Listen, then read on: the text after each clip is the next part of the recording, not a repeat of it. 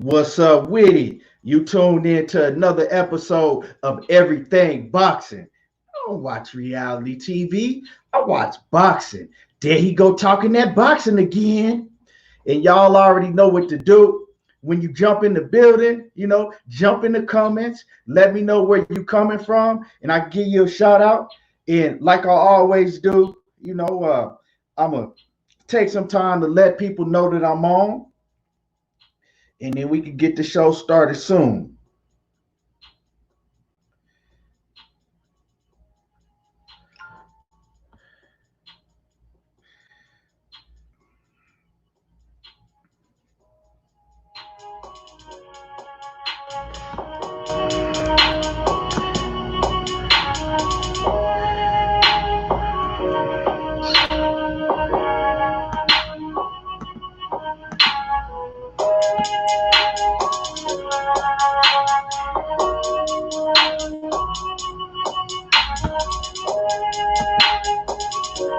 And like I said, when you come in the building, let me know you in the building. Let me know where you coming from in the comment section.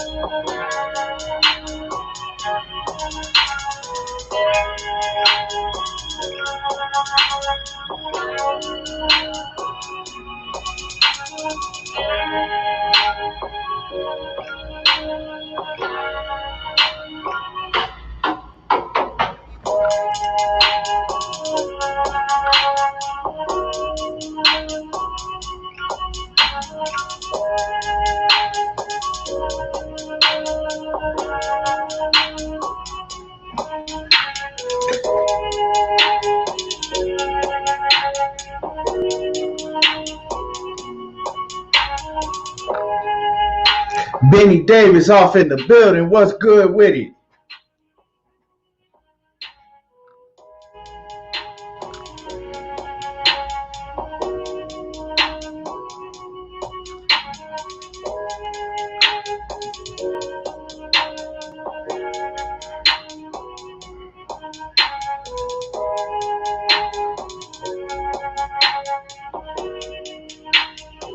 And like I said, yeah, we got a lot to talk about. So when you come in the building, let me know you in the building. Put in your name and let me know where you coming from.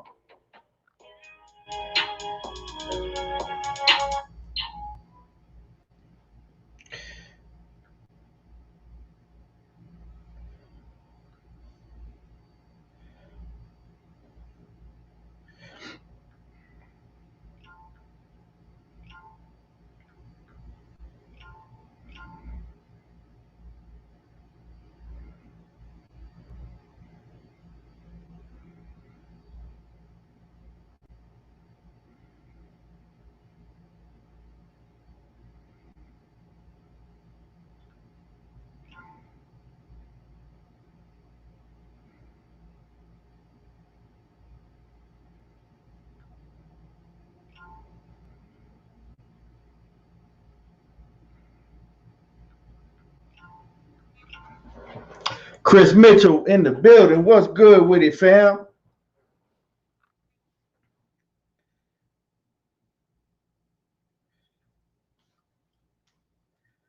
Man, did y'all see that fight last night? That was a good fight. I just actually watched that fight uh, between Andrew Maloney and Josh Franco. I just watched it.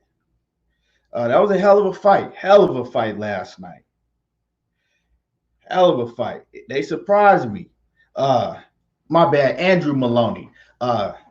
Andrew Maloney and Joshua Franco was a hell of a fight. Oh yeah, what you smoking on? What you smoking on, fam? Yeah, man, that was a hell of a fight last night. Let me know if anybody watched that main event last night between Andrew Maloney and Joshua Franco. Hell of a fight last night. Yeah, Daniel Parr in the house, in the building. What's good with it?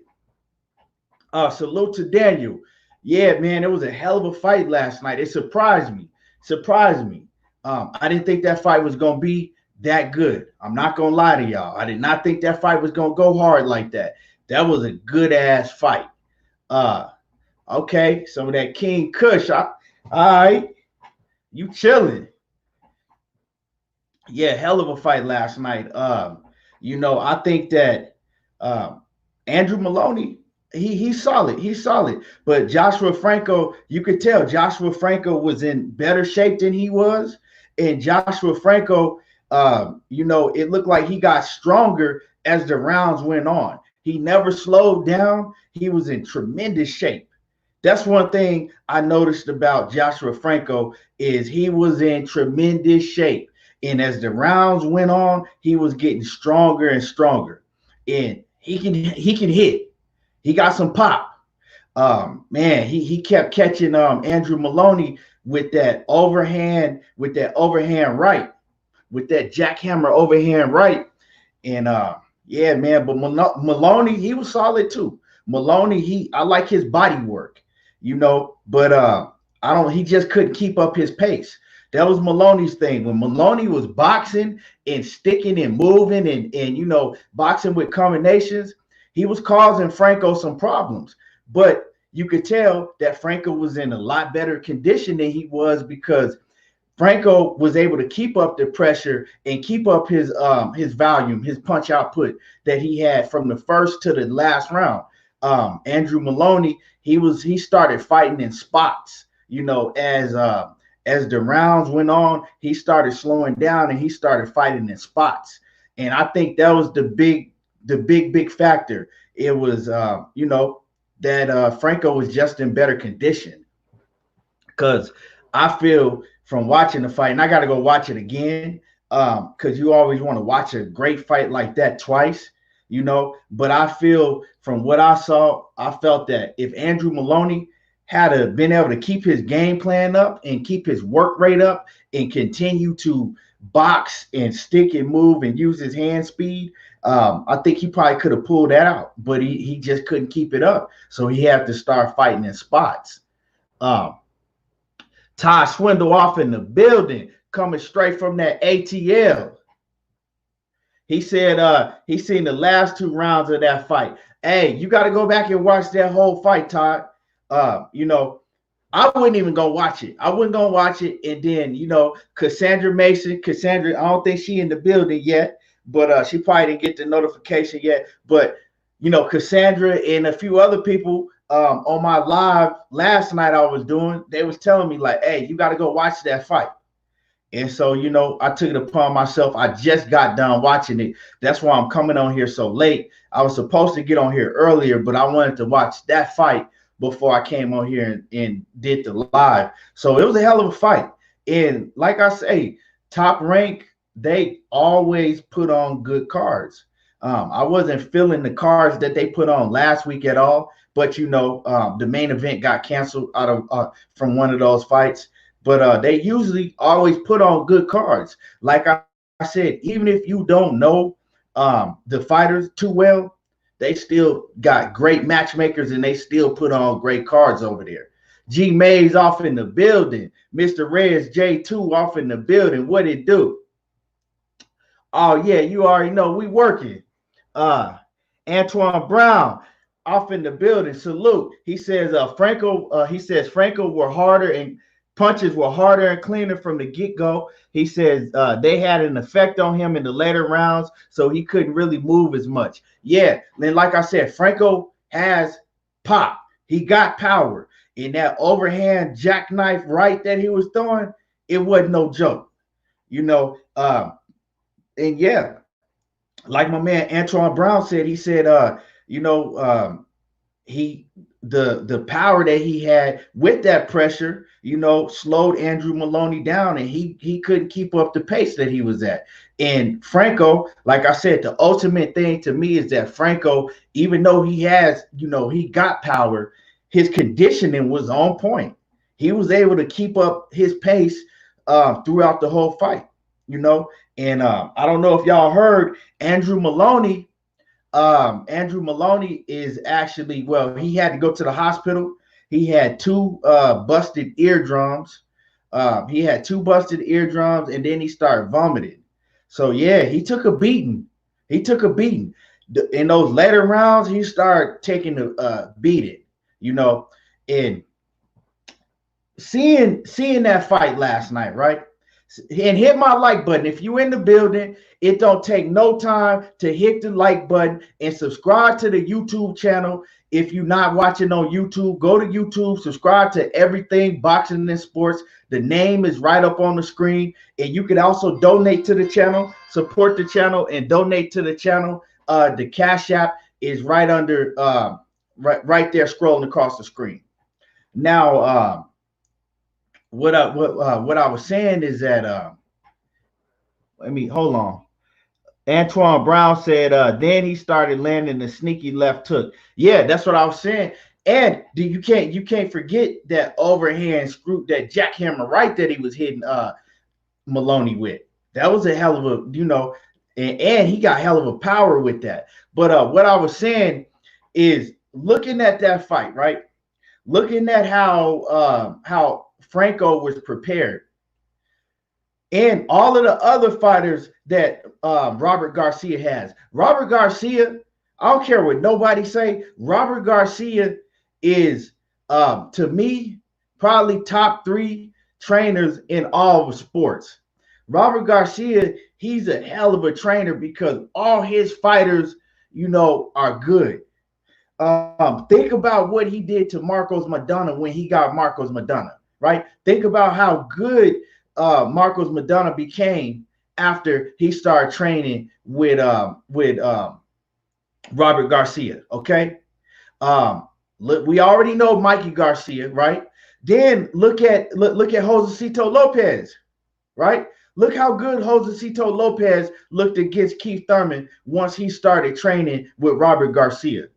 So to me, hands down, Robert Garcia is probably top 3 best trainers in boxing. And we really don't talk about that a lot. But Robert Garcia is a hell of a trainer. So, we got to give it up to Robert Garcia. That, in my opinion, he's in the top 3 best trainers. Derek James, another one. We always talk about Bo Mack. Bo Mack got a solid stable, but I don't really hear nobody, giving credit to Robert Garcia like that. We need to give it up to Robert Garcia because he has a hell of a stable. And when you go to his stable and train, all his fighters look good. Look how a washed up Brandon Rios looked against Danny Garcia. We all know that Brandon Rios was washed up when he fought Danny Garcia, but he still looked good in that fight. Although, he still looked good in that fight. Antoine Brown says, he says, but what impressed me was that even though he pressured him, he says he always used his jab. Exactly. I noticed that too, Antoine. He was using his jab. He had a nice stiff jab. Franco had a nice stiff jab. And he said he doubled and tripled the jab a lot. Exactly. D Hodges off in the building. What's good? He said, what up, everything? He said, salute to the chat and the LDBC family already. He says, Mr. Rez J says, Josecito always pulled off upsets. Yeah, but man, for a minute, Mr. Rez J too, for a minute, people started counting Josecito Lopez out like he was washed up, and he came back and started training with Robert Garcia, and we seen how he looked in the Keith Thurman fight. He was that close to having Keith Thurman up out of there, So that, and speaking of Josecito Lopez, that's a great fight. Josecito Lopez is a great fight for for somebody like Boots Ennis or Victor Ortiz. I would like to see that. Put Boots Ennis. Well, I think him and Victor Ortiz, I think they kind of like stablemate. So that might, I mean, not Victor Ortiz. Um, the man, what's his? I don't know why. Not Victor Ortiz. I'm sorry. Boots Ennis in the the the up and coming superstar that's with Golden Boy. What's his name? The up and coming superstar that's with Golden Boy. I don't know why I forgot his name. Um, damn. What's his name? Somebody tell me his name. The up and coming superstar that's with Golden Boy. Cassandra Mason off in the building. I was just breaking down that fight, the Andrew Maloney against the Andrew Maloney and Franco fight. Yeah, hell of a fight, Cassandra. I was actually talking about you because I said that the only reason I really went and watched that fight last night is because you kept telling me how good that fight was. Hell of a fight. Yeah. Virgil Ortiz. I don't know why I said Victor Ortiz, but I would love to see Virgil Ortiz or Boots Ennis in the ring with Josecito Lopez. That's a hell of a fight, to gauge where they at right now. I wouldn't mind seeing that. But yeah, so hell of a fight last night. Franco did his thing. The man was in hell of a shape. His conditioning was off the charts, and he was able to keep up that pressure, from round one to the end. And he pulled off the victory. And if you watching that fight like I was, watching that fight, I wasn't too familiar with either guy. I'm gonna just be honest. I wasn't too familiar with either guy. I had heard of him, but I really hadn't seen him fight like that. So if you watching that fight like I was, it didn't look like no upset to me. You know what I'm saying? I know they was talking about like it was an upset. That didn't look like no upset. It looked like that, it was just a 50-50 fight, and the better man took it. That was in the better condition. Yeah, Cassandra, that was a hell of a fight last night. And once again, if y'all don't know, Maloney had to go to the hospital. He had 2 broken eardrums, and he was vomiting afterwards. But he should be all right. But he did have to go to the hospital last night. So yeah, man, he took a beating. He took a beating in those later rounds. It was a real close fight going into the later rounds, and then Franco started taking over from like the 7th, 8th round on. That power, he got vicious power, and like I said before, I felt that Andrew Maloney, he could have won the fight, but he kind of started wearing down, and he couldn't continue the pace that he had. He started wearing down. He couldn't continue the pace that he had, and and Franco could. Franco did. So that lets you know who was the better conditioned fighter. And like I said, share this to all your boxing groups. If you are on Facebook watching this, share this to your boxing groups and hit the like button. Yeah, my man Daniel says Franco was a plus 425. That's crazy. That shit crazy. Now, if you watching, right, if you betting, because I bet a lot, right, and you see that plus 425, and you really not familiar with both of those fighters, right? And for people that don't know, a plus 425 means that you are a big underdog. Okay, so that means that if you bet $100, right, you can win $425 off of that $100 that you bet on Franco. That's how big of an underdog that he was, right? So imagine if you bet $1,000, $2,000. You do the math, So he was a big a huge underdog. But if you bet and you don't know who neither one of those dudes is, and you see it, you see the betting line, and you see that plus 425 and that negative whatever, whatever Andrew Maloney was, you're like, oh shit, I'm gonna go ahead and bet with Andrew Maloney because it looked like that this Franco kid don't have no chance to win. And that's how they trick you. That's how they trick you. So if you like betting on fights, what y'all do, make sure you go and do your research and watch both of these fighters, watch both of the fighters that you betting on so you can break it down. Because, hey, I didn't make that mistake before. Trust me, I didn't make that mistake before. Not doing my homework and just betting off of the, off of the line. D. Hodges says, he said Maloney. I think he was trying to say Maloney was bouncing too much. He didn't sit on his punches. But see, D. Hodges, it was working for him, right? When he was moving, well, what was working for Maloney is when he was moving, and then he was using his combinations and fighting on the move, and getting out of there and not staying in the pocket, right? But he started slowing down, and then he would just bounce and move, and then he would shell up and go into his defense, and then he started fighting in spots. So that's what that's what it started affecting him when he started doing that. But Todd Swindle says the knockdown in the 11th helped Franco too. Oh yeah, definitely. That knockdown definitely helped. Daniel Parr says one of the best trilogies was Josh Franco and Oscar Negrete. Yeah, I heard about that. I didn't see those fights. I never seen those fights. I'm gonna have to go check them out now. Definitely, I'm gonna have to definitely go check them out now. So yeah.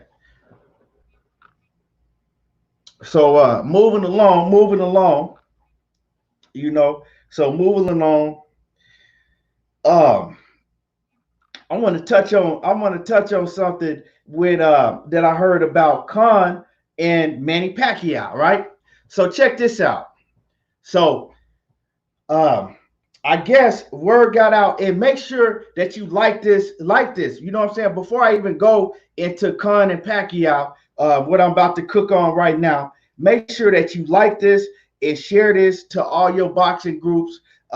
Like I said, if you want to donate to the Cash App is scrolling right across the screen. And make sure that you subscribe to the channel on YouTube.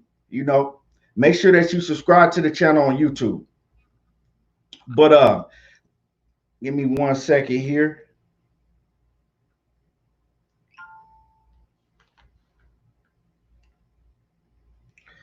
So anyway, like I was getting ready to say, okay, so word came out, a sparring partner, recently, a sparring partner of Amir Khan and Manny Pacquiao recently came out, and he was talking about, back when Amir Khan and Manny Pacquiao and himself were in the same training camp, right? They all used to be in the same training camp with each other, right? They were all trained. I don't know if you remember when Amir Khan was trained by Freddie Roach. This is when Amir Khan was still the King Amir Khan. This is when Amir Khan was still a badass, was still, on top. This is when Amir Khan was still in his prime, back when he was training with Freddie Roach.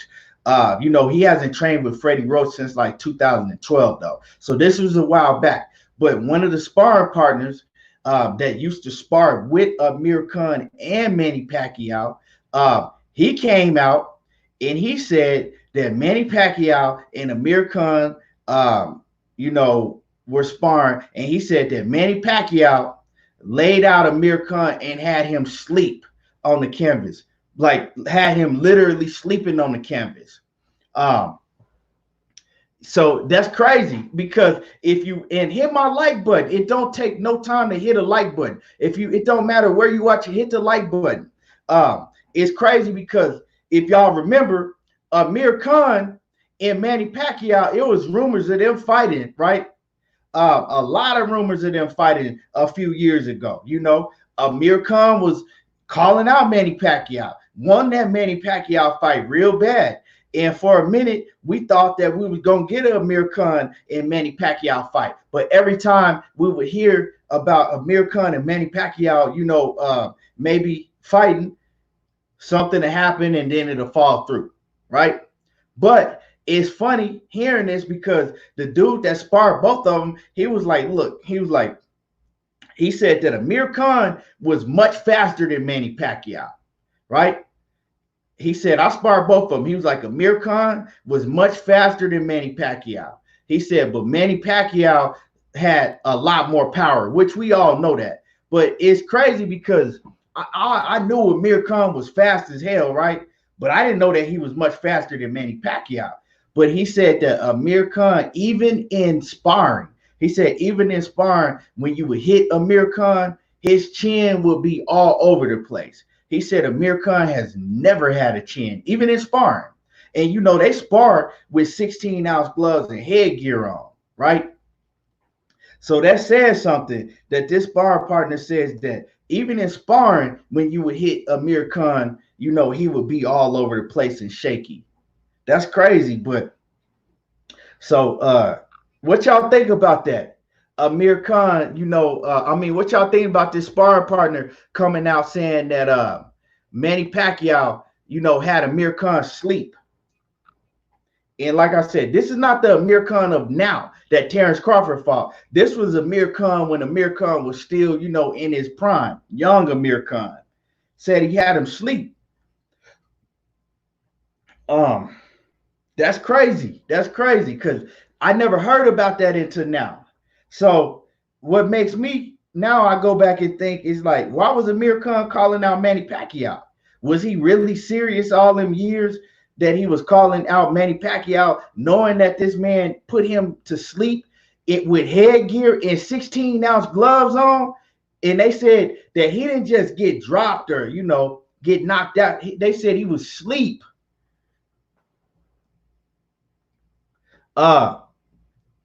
88 Sports Talk says, he says, I wouldn't say much faster. He says, Pac-Man back in the day was pretty fast. Well, that's what I was thinking.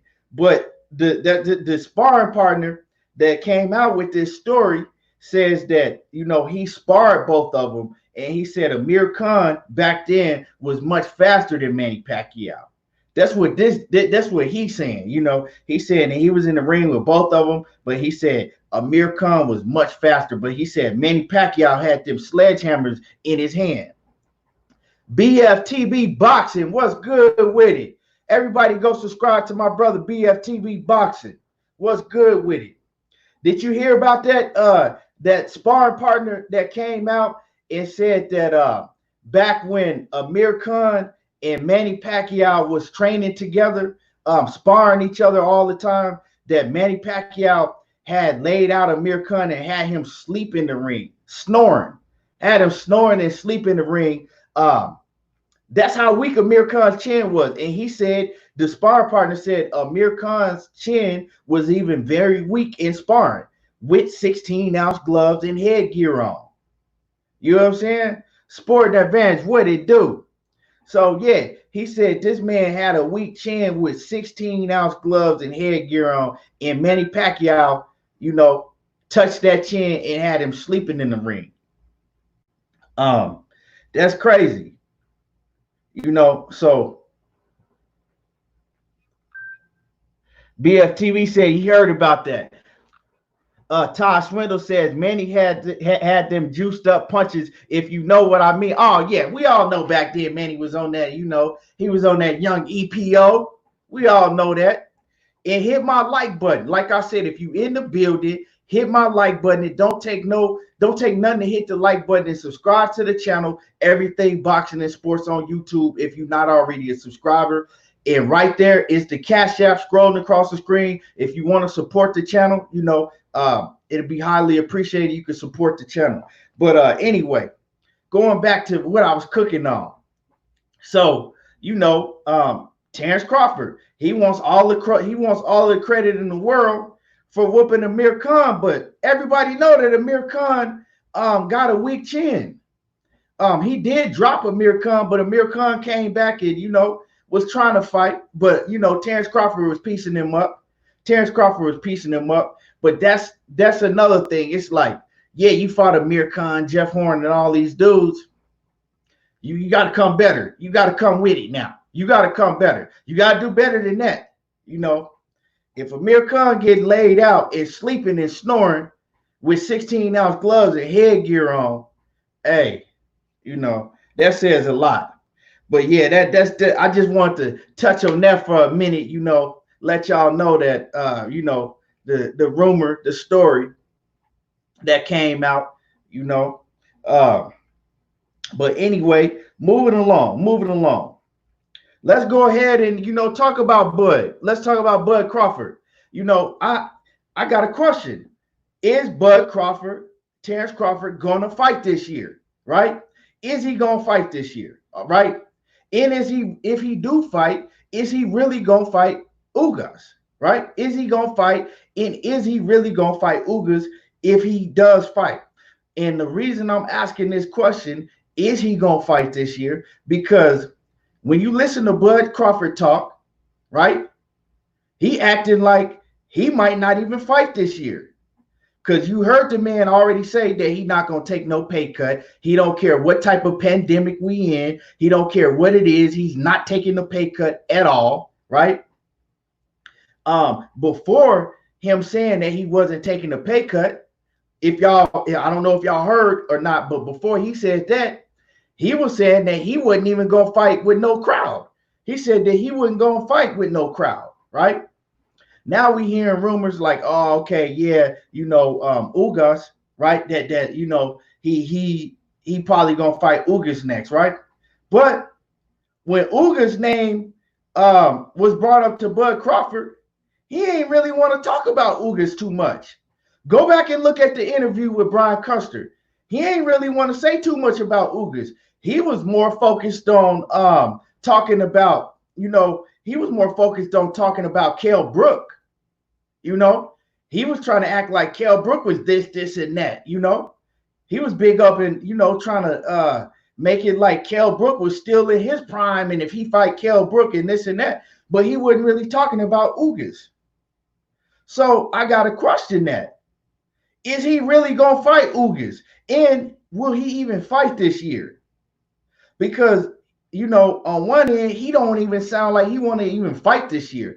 Like, listen to him talk, it sounded like he don't give a fuck if he fight this year or not. So I hear all the Ugas talk, but shit, Bud ain't really sounding like he want that smoke with Ugas. That's what it sounds like to me. He's more focused on Kell Brook, knowing that the Kell Brook fight is not going to happen because, for one, when does Kell Brook don't even stay, like, come on, let's be real, okay? Him talking about Kell Brook. Kell Brook don't even stay in shape, right? He don't even keep his weight down and stay in shape when boxing is going on. You dig what I'm saying? Kell Brook don't even be in shape like that and disciplined and focused like that when boxing is going on. So what makes Terrence Crawford think that Kell Brook is in shape and focused like that now that we in the pandemic in this COVID-19, and some of these fighters is using it to get in better shape, but the other fighters are using it as an excuse not to train. And I'm pretty sure that Kell Brook is not in shape like that. And then he know that Kell Brook ain't might not even be able to make 147. And if he did, it sounded like Kell Brook won't be able to make 147 until next year. So that fight off the table already, you dig? And then next up is Ugas, because we already know he don't really want to fight Sean Porter, you dig? So that fight ain't going to happen. Bob Arum even made it clear that fight ain't going to happen. We already know the Pacquiao fight is off the table. That ain't going to happen, you dig? So, I mean, the next up is Ugas. But you ain't really talking about Ugas like you want that smoke with him. And we know when Terrence Crawford really wants smoke, he don't hold back from saying it. So what's the deal? It's like, I wouldn't be surprised if we don't even see Bud fight this year. You dig? Let me see what y'all talking about.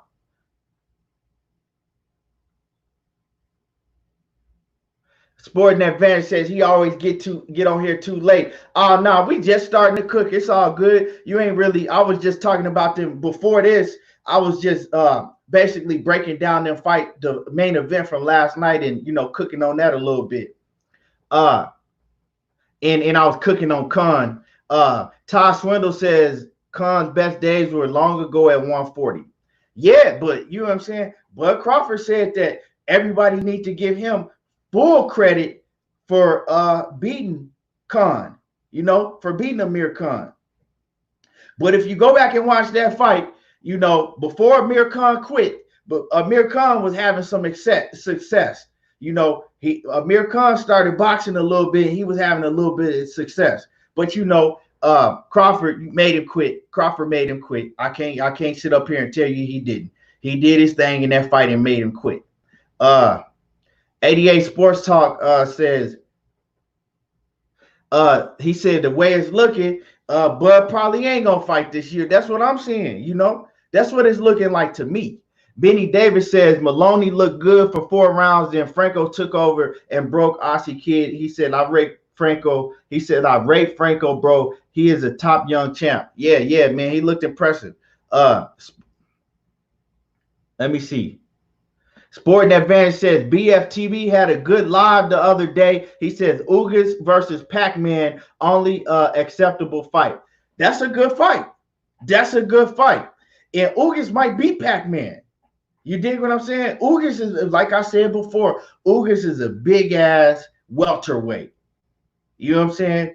He's a big-ass welterweight.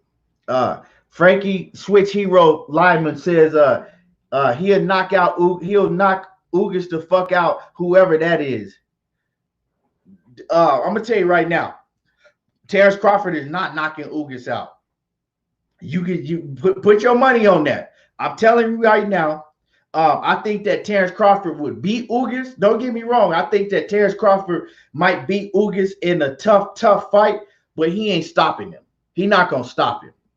Todd Swindle says Blue Blood just had a story about the WBA champ testing positive, making Ugas the number. Yeah, Best Putin. He tested positive and his B sample tested positive. He says making Ugas the #1 contender for the WBA title. He says Blue Blood said Ugas bowed out of the Crawford fight so he could fight Mikey Garcia for the WBA strap. He says, I think of the WBA champ's name. What the hell? I didn't know that. See, I didn't know that. Daniel Parr says Brooke looking for a payday again. Oh yeah, Kell Brook ain't even serious. Like, you know what I'm saying? All these Rudy Poots that you fighting over there at 154, there ain't nobody. Come on now, dog. You ain't fought nobody since 2017. Let that shit sink in. You know what I'm saying? I think Kell Brook is solid as hell. But you ain't fought nobody since 2017. And it's because he's not disciplined. He don't never keep his weight down. He don't never stay in shape, for a long period of time. And yeah, that's just what it is with Kell Brook. Corey Moore says Crawford versus Kell Brook is a solid fight for early 2021. See, this is the thing. It could be a solid fight, and it could be a trash fight. We don't know because we don't know what Kell Brook we gonna get. You know what I'm saying? Kell Brook ain't really fought nobody for us to know if he's washed up or not. You dig what I'm saying? He ain't really fought nobody, no tough competition. We got to see him fight somebody to know if he's washed up. Because if he go in there and Crawford just blow him out, right, easily, well, not even doing it to take credit away from Crawford, but then we're going to know that Kell Brook ain't the same Kell Brook, because can't nobody with half of a brain tell me that back when Kell Brook was, the Kell Brook that fought Errol Spence and the Kell Brook that fought, before that Terrence Crawford could have just went in there and blown out Kell Brook. And if you say that, you full of shit. Well, Todd Swindle says time isn't on Crawford's hand. But this is the thing. I hear a lot of people saying, well, Crawford's what? How old is Crawford? Like 32, 33, right? I hear a lot of people saying that, right? This is the thing. Listen to what I'm saying right now. A lot of people say like, oh, well, Crawford is gonna be 33 years old, or by the time he faces Errol Spence, he ain't gonna, he's getting older, right? Whoever, but then that same people that will make that excuse for Terrence Crawford, right? They'll tell you that Terrence Crawford is comparable to Floyd Mayweather. That Terrence Crawford is as good as Floyd Mayweather. That Terrence Crawford could have beat Floyd Mayweather if they was, in the same era, boxing at the same, right? They'll say the same shit, right? Now, Terrence Crawford ain't took really no punishment like that in his career. So why is Terrence Crawford getting old at only 32, 33? But nobody said that about Floyd. Nobody was saying when Floyd Mayweather was 32 and 33, nobody was ever saying that, oh, well, he's getting old, time is ticking. Nobody ever said that. I never heard not one person never ever make that excuse for Floyd Mayweather. They didn't start saying that about Floyd until he got to like 37. And then they start saying like he's old. So I mean, we gotta think about that and keep that same energy. Terrence Crawford, he ain't really took punishment like that. You know what I'm saying?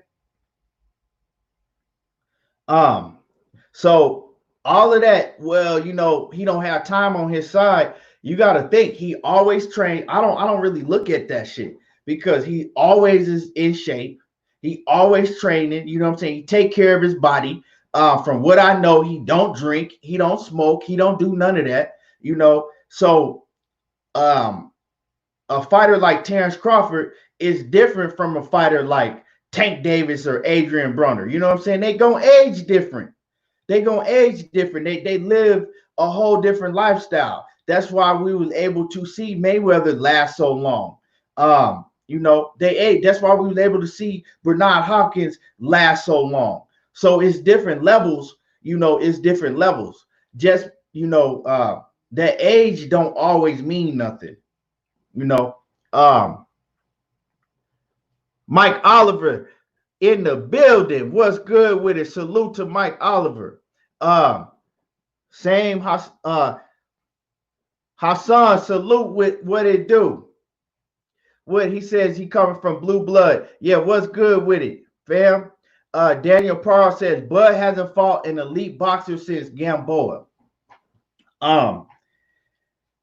And well, let me see.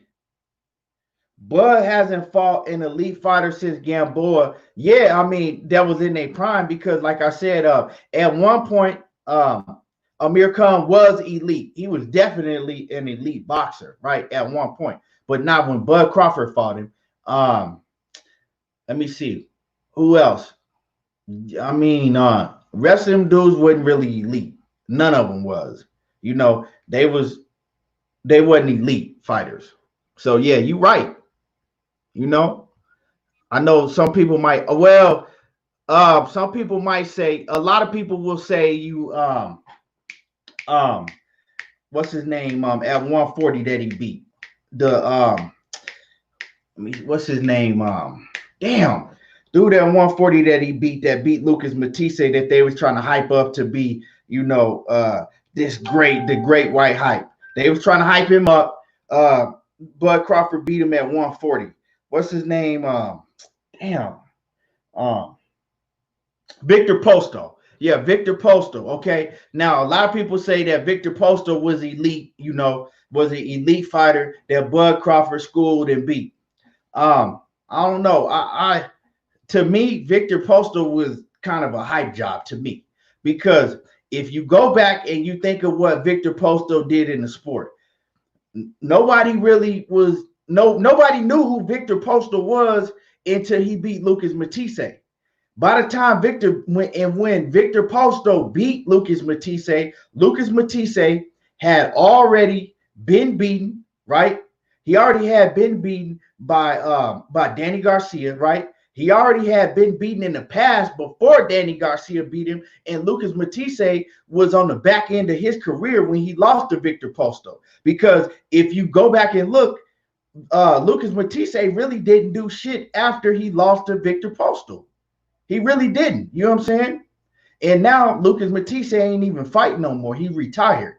So I mean, they tried to build Victor Postal off of beating one named opponent, which was, you know, Danny Garcia already had whooped, and Lucas Matisse, right?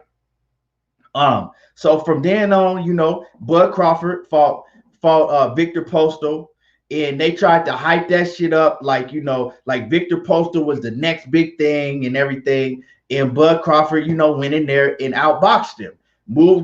You know, he moved around. He didn't really go in there and bang with Victor Postal. He just went in there and moved around and outboxed him. So, like I said, after that, Victor Postal lost to Josh Taylor also. So how good was Victor Postal really? You dig what I'm saying? Ask yourself that. How good really was Victor Postal? And like I said, I give Bud Crawford all the credit in the world for beating Victor Postal. But how good was Victor Postal? Would you say that Victor Postal was an A-level fighter? Hell no. I wouldn't say it. But you know, it is what it is. Corey, Sam Hassan says, happy to finally check out your channel. Yeah, man, I appreciate you. I appreciate you, you know, coming in here and listening to me cook, man. I appreciate you. Corey Moore, and everybody hit that like button. Hit my like button. It don't take no time to hit a like button. Corey Moore says Crawford got time. He got the skills and to last until at least 30, early 40s. Yeah, like I said, Crawford he hasn't been fighting that competition to take punishment like that. So I really don't agree when people saying that Crawford's getting old. You know what I'm saying? I think what is Terrence? Let me see when Terrence Crawford's birthday is.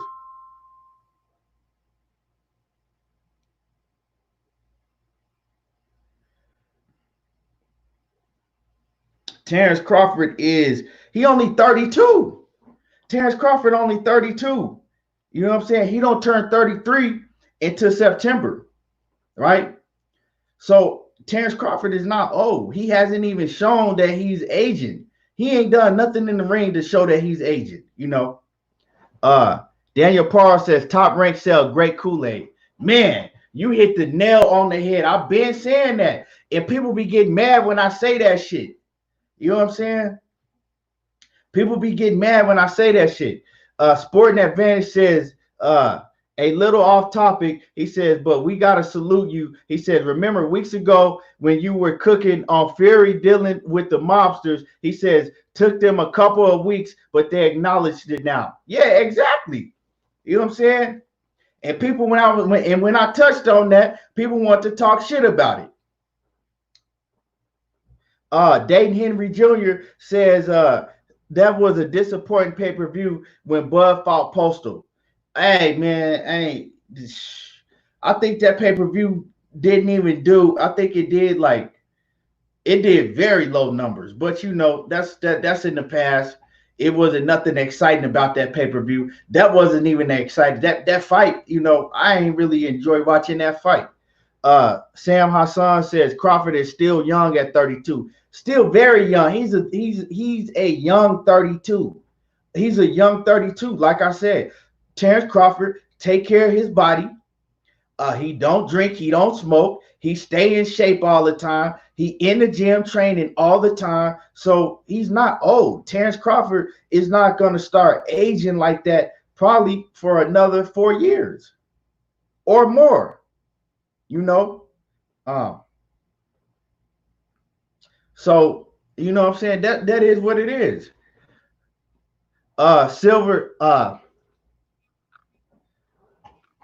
2011 says Terrence is in better shape than a lot of young boxers. Straight up. He is in better shape than a lot of these young fighters. And he stay in shape.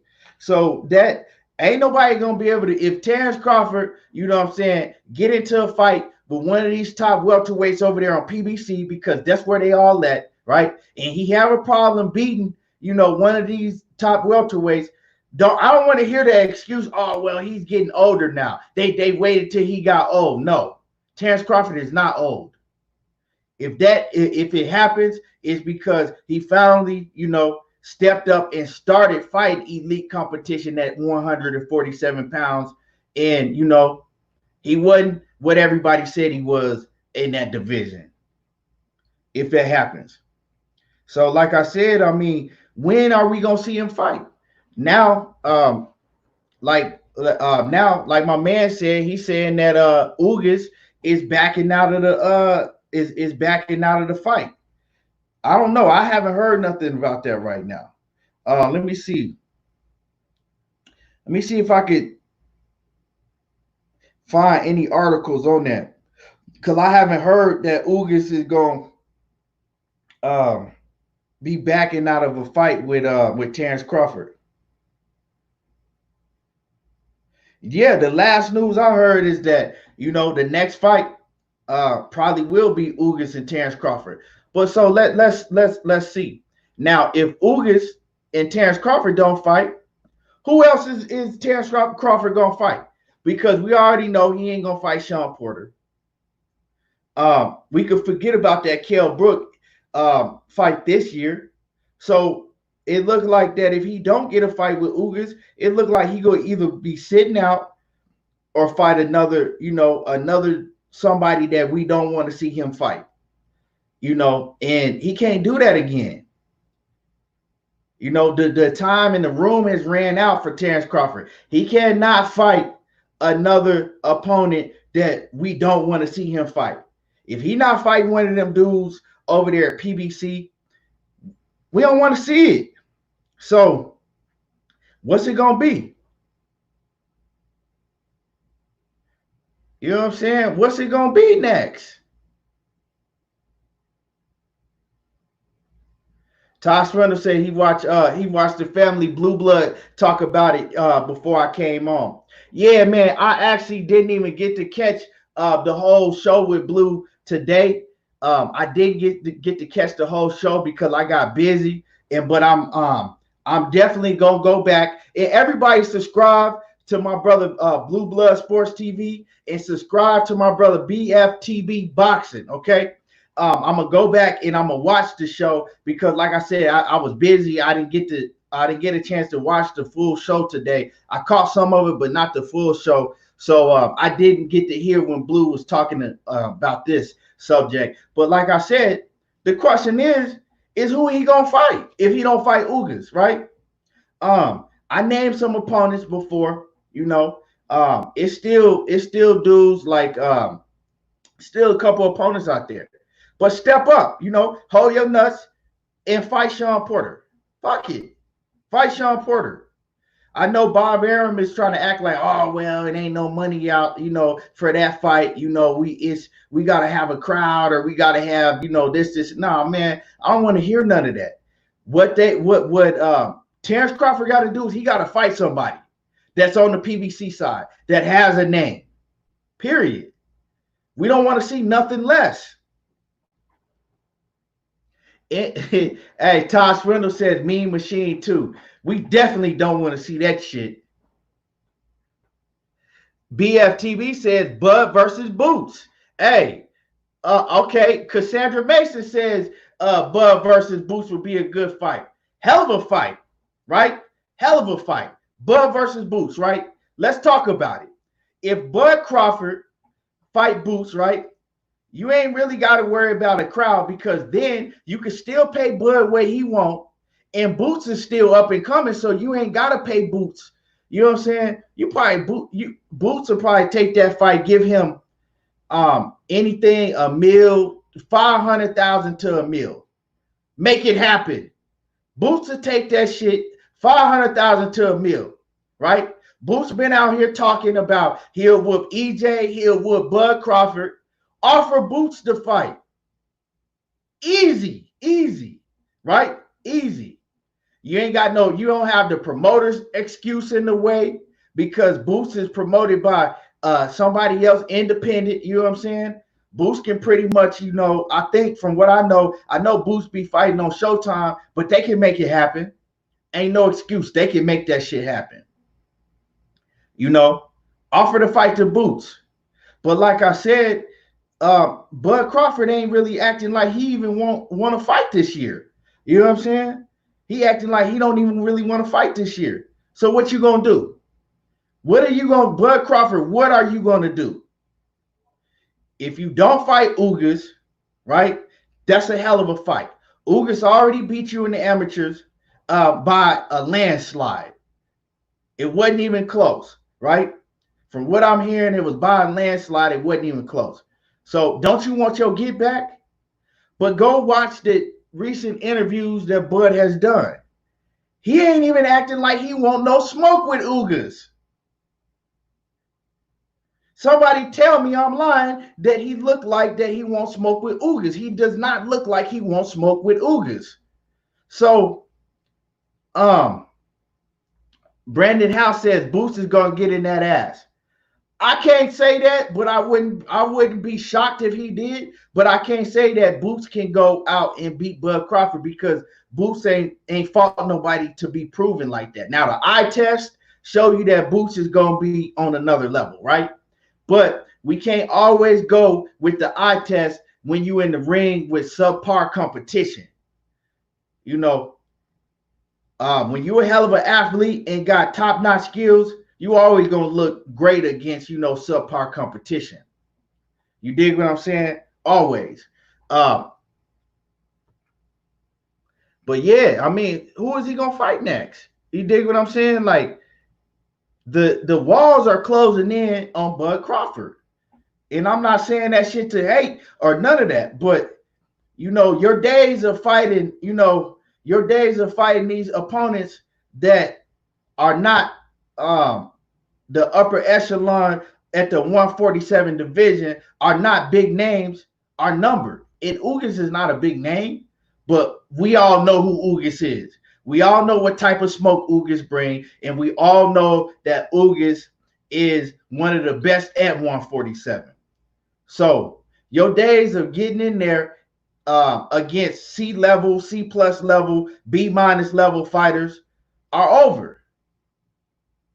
We're not gonna take that no more. We don't want to see that no more. Especially if EJ keep fighting fucking elite level after elite level after elite level opponent, and then you think we supposed to accept you fighting fucking goddamn whoever from overseas that we don't even know who he is?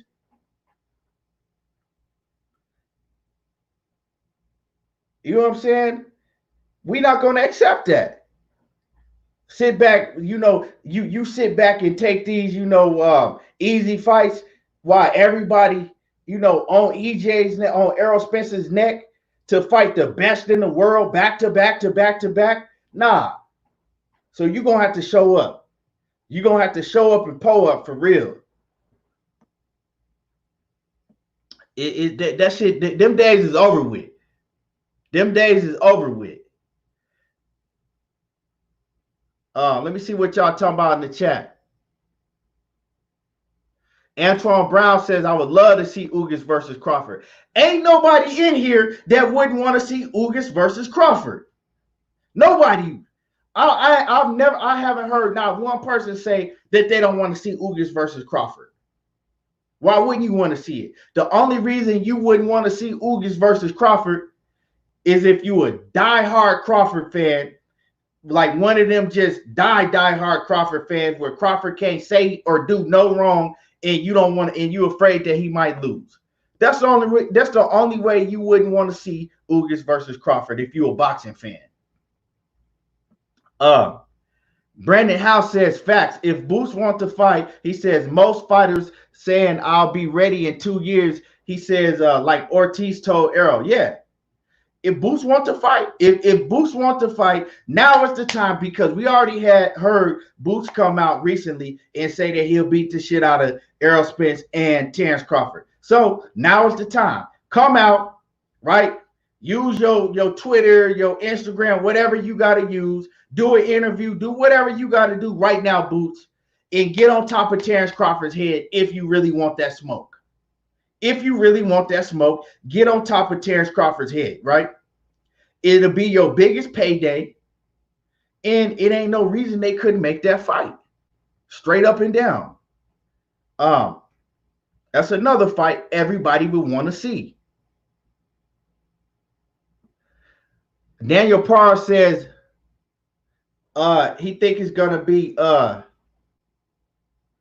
I don't want to see that shit. Abugar, that's what I'm saying. We don't want to see no Abugarov or you know what I'm saying, Shaleski or whatever. All these dudes overseas, we don't want to see none of that shit in Bud Crawford. Did he? You know what I'm saying? All of that is out the window. For real, you used up all of that. You know what I'm saying? You used up all of your easy fight cards. That's done with. You know what I'm saying? Now it's time for you to get out here and jump into the deep end of the pool. It's time for you to get out here and jump into that 12 feet of water. For real. You've been swimming in the kiddie area for too long. It's time for you to get out that 3 feet deep and jump into this 12 feet deep. Straight up. And he ain't getting it ain't no more passes from me. Because if we was up in here talking about EJ, right? If we was talking about Errol Spence, everybody would be on Errol Spence's neck, right? Everybody be he's ducking this and all he does is fight. He don't fight nobody. Nah. But you want EJ to fight all of the best opponents, right? Put in all of the work while Terrence Crawford sit back and, you know, chill.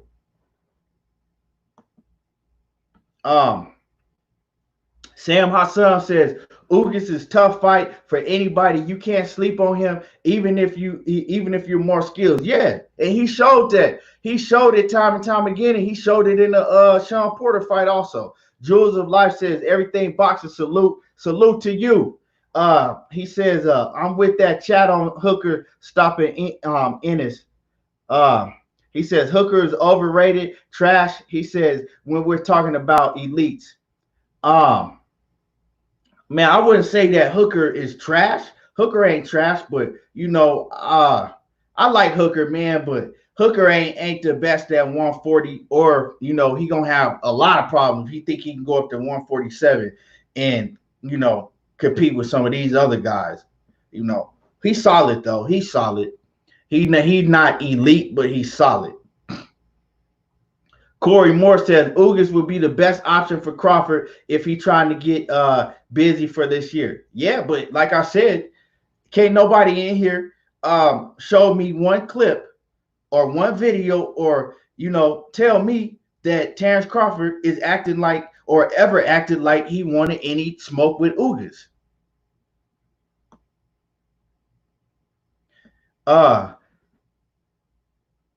Cassandra Mason says, I got one. He said, I got one for you. Oh, she said, I got one for y'all. She says, since Golden Boy want to make a comeback, tell him meet up with Bud. Hey, we know that we know that penny wearing Oscar De La Golden Boy. We know that, man. He just talking. He just over there on that powder. Oscar De La Hoya was on that good cocaine, that fish scale, straight from Colombia, you know, because he can get it easily. You know, he was high off that powder and started, you know, did an interview and started talking out the side of his neck.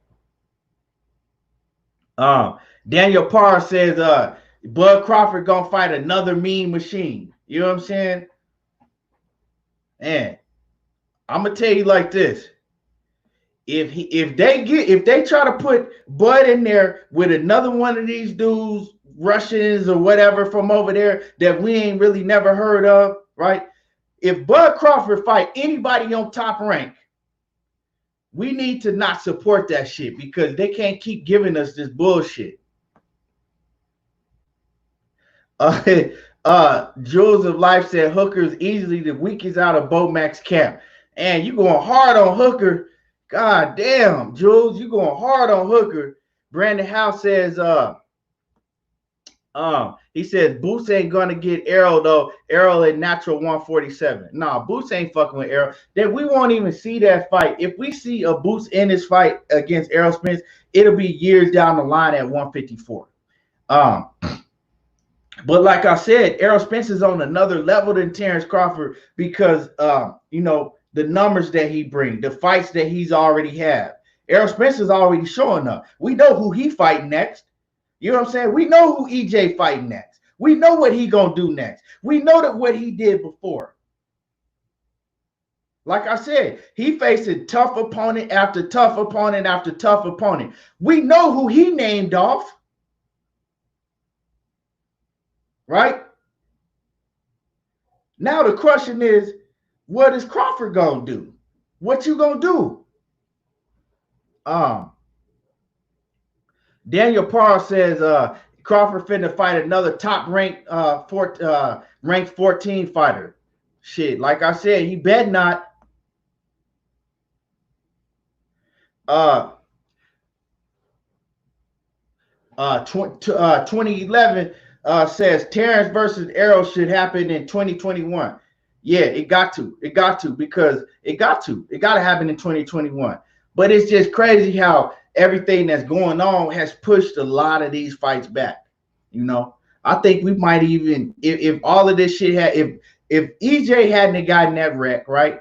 And then if all this pandemic with the COVID-19 hadn't happened, we probably right now would be talking about a fight already basically in the works with Terrence Crawford and Errol Spence, you know, in the winter sometime around December. I wouldn't be surprised. Antoine Brown says it baffles me. People expect Spence to always fight killers every single time, but let Bud fight nobodies. Excuse me. He says now we letting him get a pass. He says now we're not letting him get a pass anymore. He says you're supposed to be a top 3 pound for pound guy, then prove it. Exactly. That's all I'm saying. You're not getting no pass no more. So now from now on, I'm on your helmet.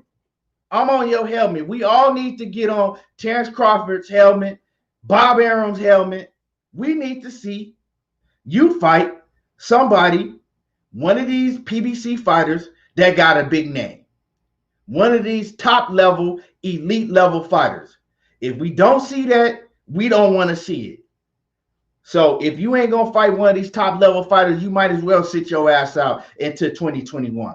But now you sitting out, and now you still waiting on EJ to come out with another tough fight and beat the shit out of Danny Garcia. What your work you putting in? Nah, I ain't going to accept that shit. Jupiter B off in the building. What's good with it? Sam Hassan says Oscar De La Hoya needs to sit his bum ass down and stay retired before he get trashed in the ring. He says, made me laugh so hard talking about he wants Bud and Errol. I'm like, get the fuck. Yeah, man, he is a clown. Don't nobody believe you, man. That's what I said. Oscar was on that good cocaine. You know what I'm saying? He was on that Tony Montana.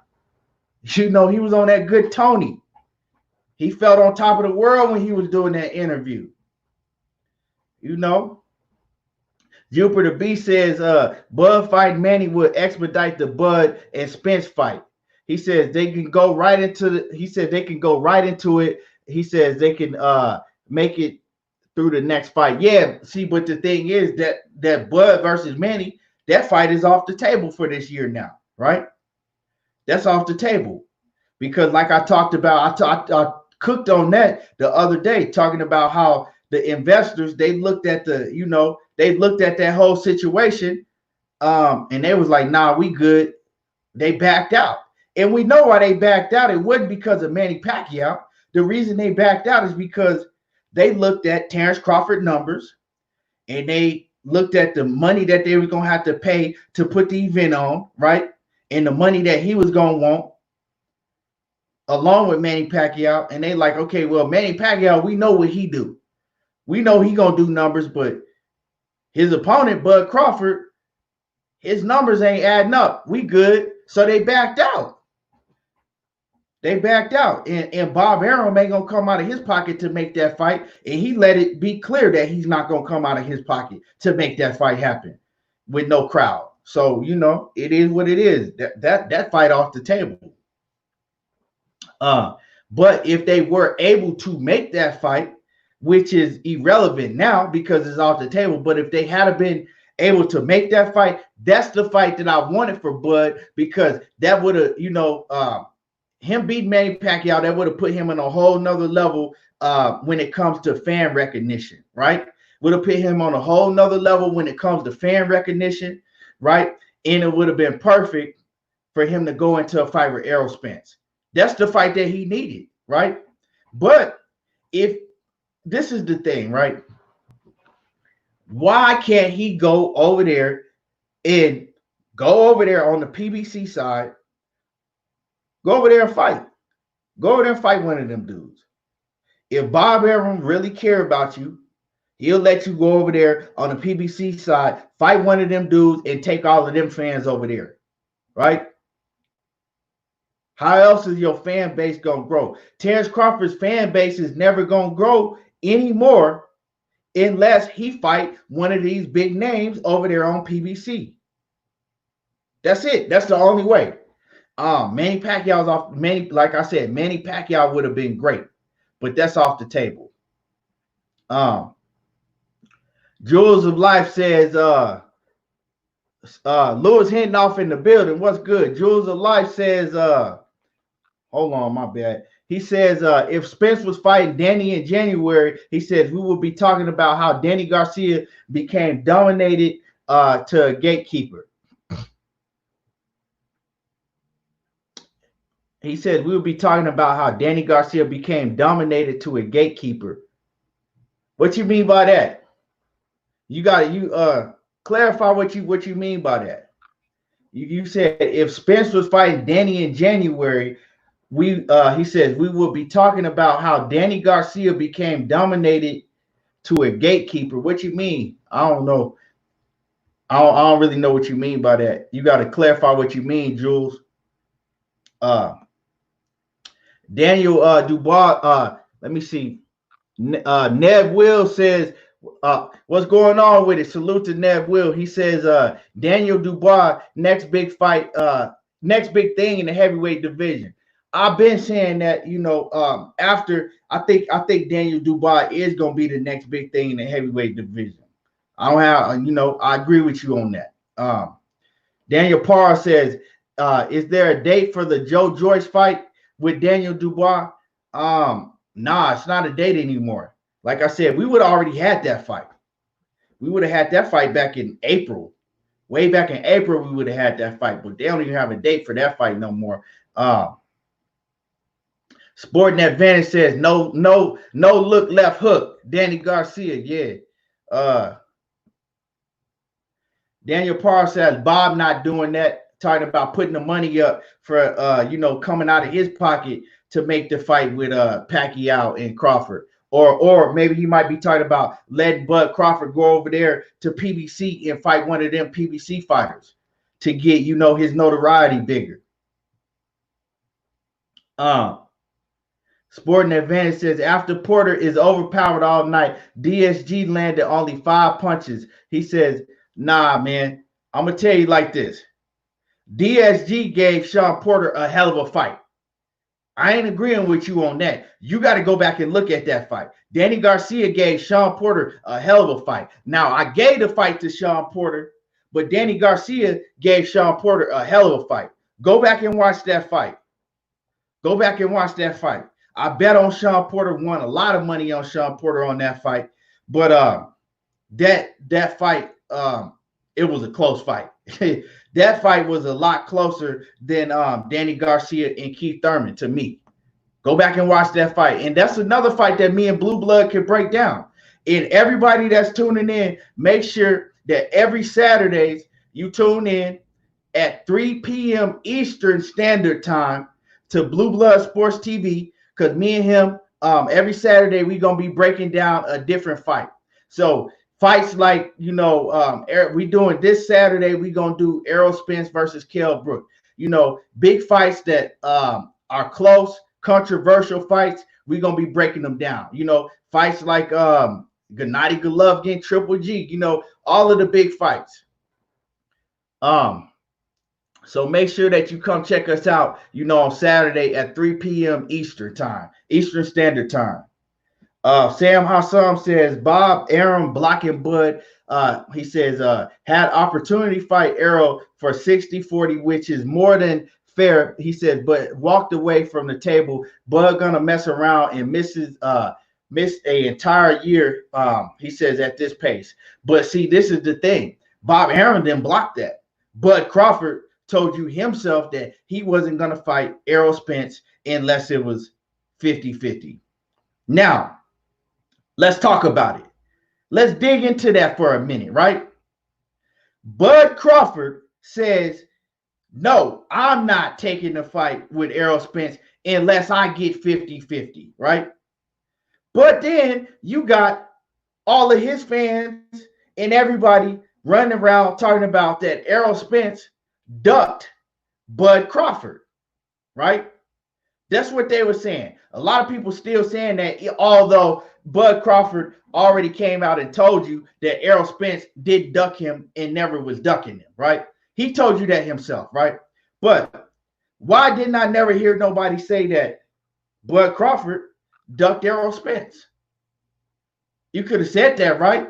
Because if the man told you straight up, we can make the fight happen right now. All you got to do is take 60-40. Now, by no means do you deserve more than 40. By no means do you deserve more than 40. Because you sitting there fighting, okay opponents, while this man is sitting there fighting all the top elite opponents. So how do you, and he has 2 belts. And his pay-per-view numbers triple yours. So how do you deserve a 50-50 split, right? And if you so much better than him, like you said you was, why didn't you take that 40% and beat his ass then? Make a lot of sense. If I'm that much better than you, right? And I know that you generate more money than I do, right? Because it's not a debate.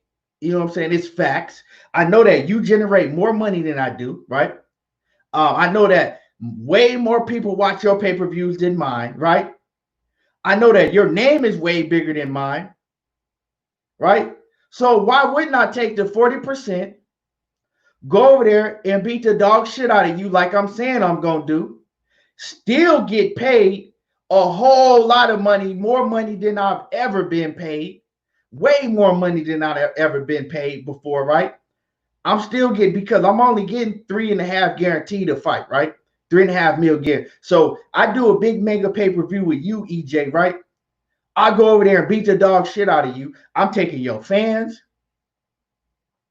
I'm taking your notoriety. Now I'm really solidified as the #1 pound-for-pound fighter, right? And I'm getting paid big, big mega dollars, even though you getting the large end of the stick. You getting 60 and I'm getting 40. I'm still getting paid, right? If I'm that confident, if Terrence Crawford was that confident, why didn't he take the 40 and go over there and beat the shit out of Errol Spence like he said he could do, and like he said he was going to do? Make that shit make sense. Tell me why he didn't do that. Explain to me why he didn't do that. For everybody that was saying that it was Errol Spence that was ducking, that Terrence Crawford wanted to fight so bad, explain to me, why did he do that? Seems simple to me, right? Things that make you say,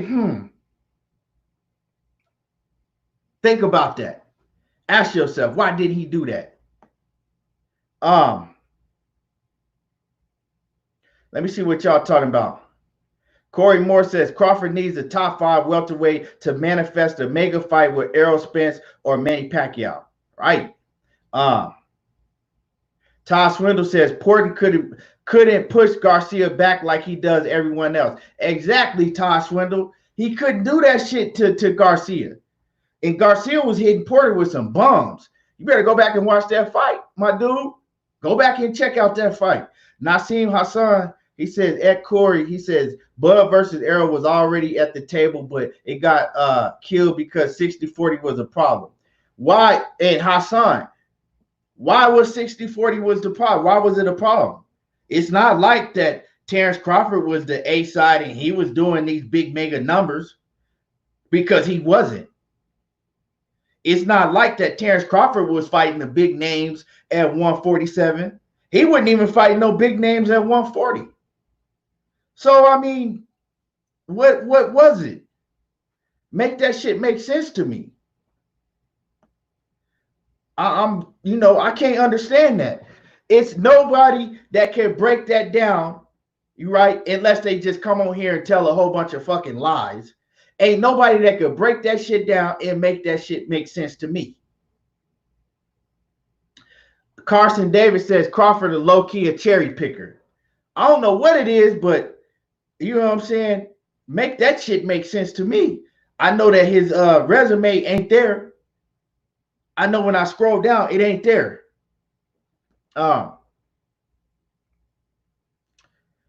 G May says might not even be 50-50. But like I said, you begging for the fight so bad, and the man comes and tells you, look, we can make the fight, right? Quit crying. Let's make it happen. I take 60, you take 40. And you say, but on the other end, right? You telling me that you're so confident, right? You're so confident that you could beat the shit out this man, right? Let's break it down. I'll break it down another way for you, right? I'll break it down. I broke it down that way. Now I'm gonna break it down another way. I'm gonna break it down another way, okay?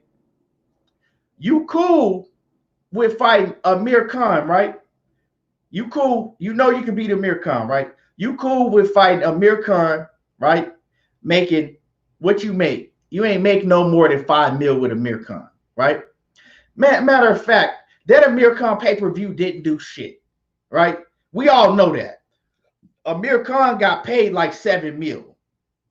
Bob Arum already came out and said that he lost money on when he staged Amir Khan versus Terrence Crawford. He said he lost money on that event. He said he was in the negative. So Terrence Crawford, we know that he made $3.5 million guaranteed, right? Now, if the pay-per-view did horrible numbers, where's your back end money coming from, right? How you getting back end money if the pay-per-view numbers are horrible, right? So I don't. Where's the back end money coming from? So you might not even got no back end money, right? But let's just, because I know they already got to pay you $3.5 million. Other than that $3.5 million, they don't have to pay you shit if the money is not there, right? So let's say he made $3.5 million to fight Amir Khan, right? He was cool with that because he knew he could whoop Amir Khan. No problem. $3.5 million to fight Amir Khan. You cool with that, right? But then you turn down a 60-40 with Errol Spence, a fight that you was going to probably make 15 mil plus. Easily, you would have made 15 mil plus to fight Errol Spence, right? So you cool with fighting a guy that you know that you can beat easily for $3.5 million, right? You cool with that, right? But then you got another guy in Errol Spence that you're telling everybody that you could beat just as easy. You saying that you'll dominate him. He ain't got nothing for you. This, and that. So you want us to believe that you could beat Errol Spence just as easy as you did Amir Khan because Bo Mack saying it, you saying it, right? You want us to believe that, right? But then you turn around and turn down the biggest payday of your career to fight a man that you're trying to make us believe that you'll go in there and beat easily. Now, think about what I just said and make that make sense. Please, make that make sense.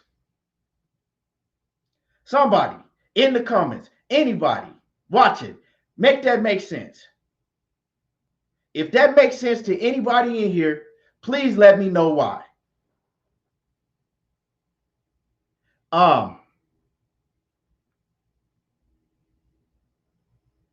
G May says, trust me, if Bob felt like Bud can beat EJ, he says, fight would have been made. Bob not stupid. Exactly. And if Bud Crawford felt like that he could beat Errol Spence Jr. like he doing all of these other dudes that he taking $3.5 million for, the fight would have been made. Because he would have been like, look, Bob, look, Mr. Arum, make this fight. I'll take that 60-40. Fuck it. I even take 70-30 if you know what I'm saying? If I gotta pay you what you need to be paid. Take the fight. I'm gonna whoop him. Ain't no thing. I'm only making $3.5 million to fight these other dudes anyway. So I might as well take the fight. I'm finna make, at least, at the very, very, very least, I'm finna make, 10, 12 million. And that's at the very least. But we all know how big a pay-per-view would do with Errol Spence and with EJ and Bud Crawford. We all know that they're gonna both get paid way more than $3.5 million. So what's the problem? What is the problem? Let me see. Sam Hassan says exactly what I'm saying. I mean, what's the problem? G May says, why don't Bud just buy out his contract like Floyd did so he wouldn't have to have a restriction on his career? Because Bud is not Bud, first of all, Bud, I don't think Bud is that business savvy and that business smart. Floyd Mayweather probably wasn't either, but Floyd Mayweather was smart enough to get someone like Al Heyman behind him, right? Bud Crawford don't have that. He got Bomac as his manager. Your trainer, right, that specializes in training fighters is the one that sees over your bread and manages everything that goes on with your contract. That's why Bud Crawford got locked in at $3.5 million per fight, right? Guaranteed. And then, after that, you've seen dudes like Mikey Garcia, Errol Spence, all these other fighters making 3 or 4 times that, right? Mikey Garcia went over there to DAZN to fight. In his last fight, it made over $7 million. That's double what you getting paid, right? Come on now. Make this shit make sense. Antoine Brown says, it's a win-win for Bud, but he too blind to see it. He says, regardless, win or lose, he makes money and his fan base grows, especially if it's a great fight. Exactly, Antoine. So the only way I can make this shit make sense is that if Bob Arum and yourself not all the way 100% that you're going to go into that fight and win that fight. Because if you lose, right, it's a win-win situation like Antoine Brown said. But one thing about it, if you lose, they cannot shove you down our throat no more telling us and making everybody have to say that you're the number 1 pound for pound in the world. That's what happens. If you lose, they can't tell us that he's the number 1 pound for pound in the world. And then if you lose, you could lose to somebody like Errol Spence. Ain't nothing wrong with losing to the Errol Spence. But if you do lose, you got to put him in your spot. So you got to move out of whatever spot you have him in. You got to move him out of that spot and replace him with Errol Spence, right? But like I said, make all of that make sense. If you so much better and you this, and that, why didn't you take that 60-40? So you can't sit here and ever tell me that Errol Spence ducked anything when it comes to Terrence Crawford. Straight up.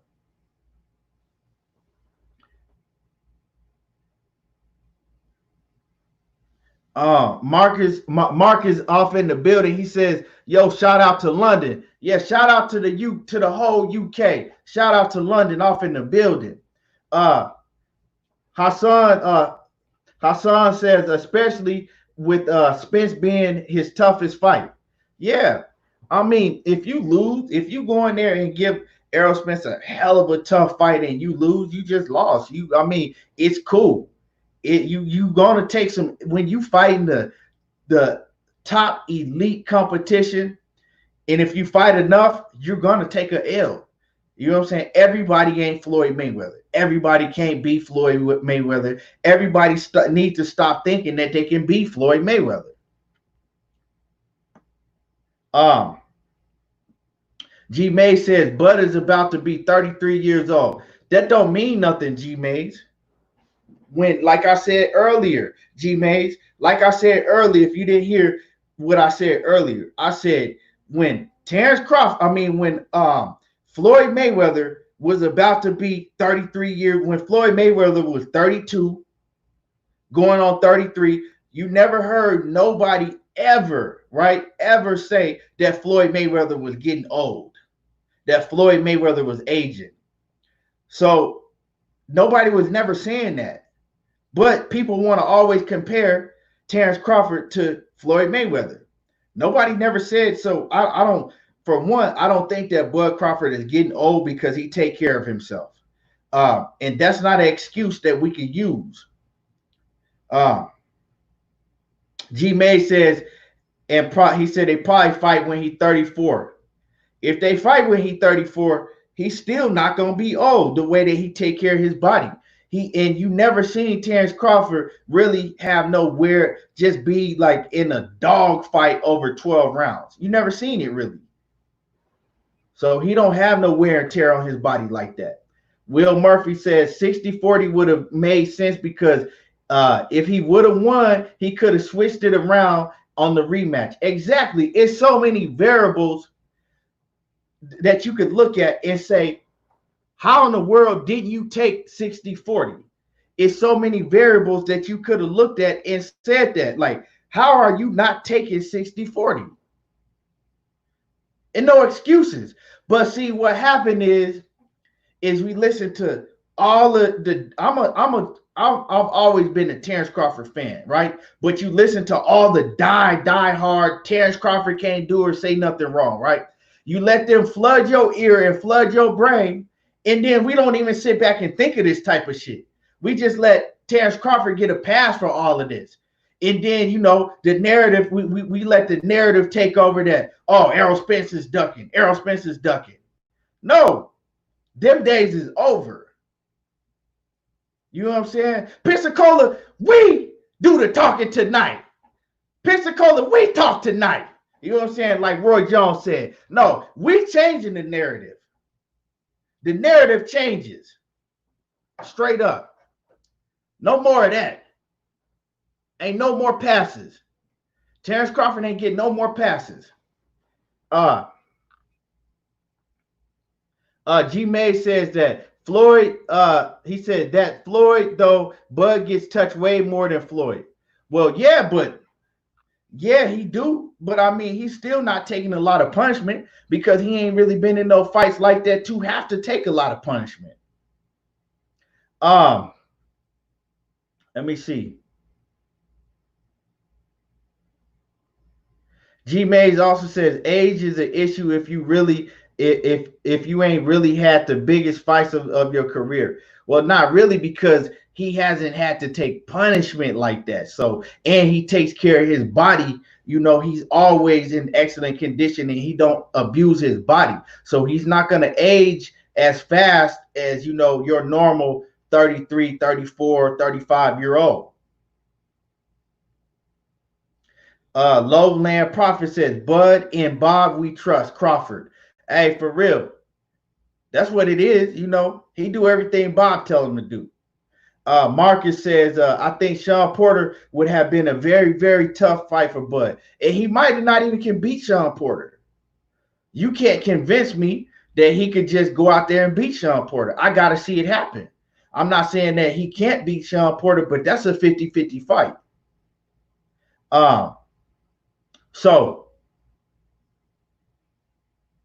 Sporting Advantage says Shakur Stevenson, the only man with a better untouched ratio at this point in his career than Floyd Mayweather. Yes, Shakur is a beast. So I think I lost the comment. Somebody asked me about Teofimo Lopez, and I saw somebody asked about Teofimo Lopez and Vasyl Lomachenko.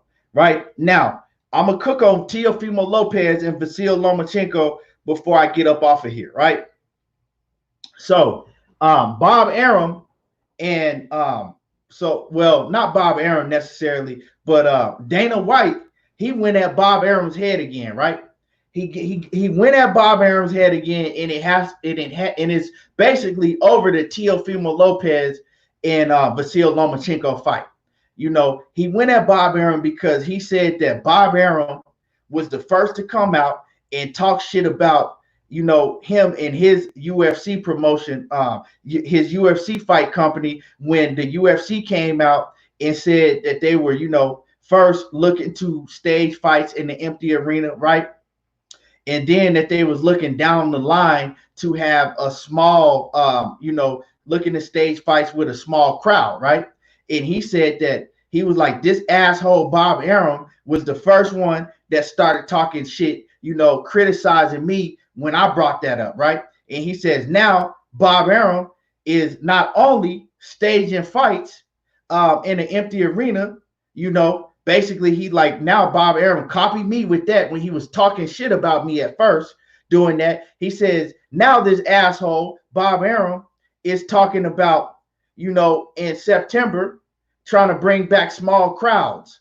So in September, right, Teofimo Lopez and Vasyl Lomachenko are slated to fight.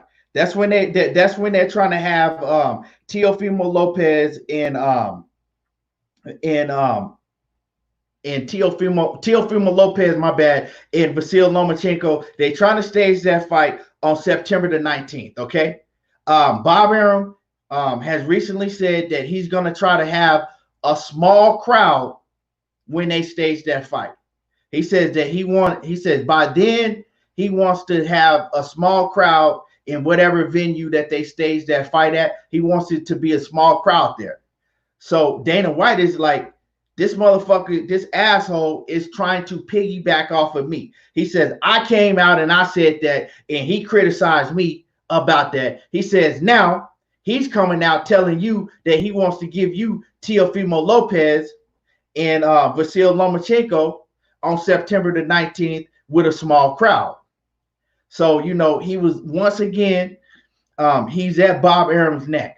But see, the thing about this, the reason why Dana White is pissed off, right, is because on September the 19th, Dana White also has UFC 253 planned. And in UFC 253 is going to be the return of Khabib. Khabib is returning to the UFC on that same night on September the 19th.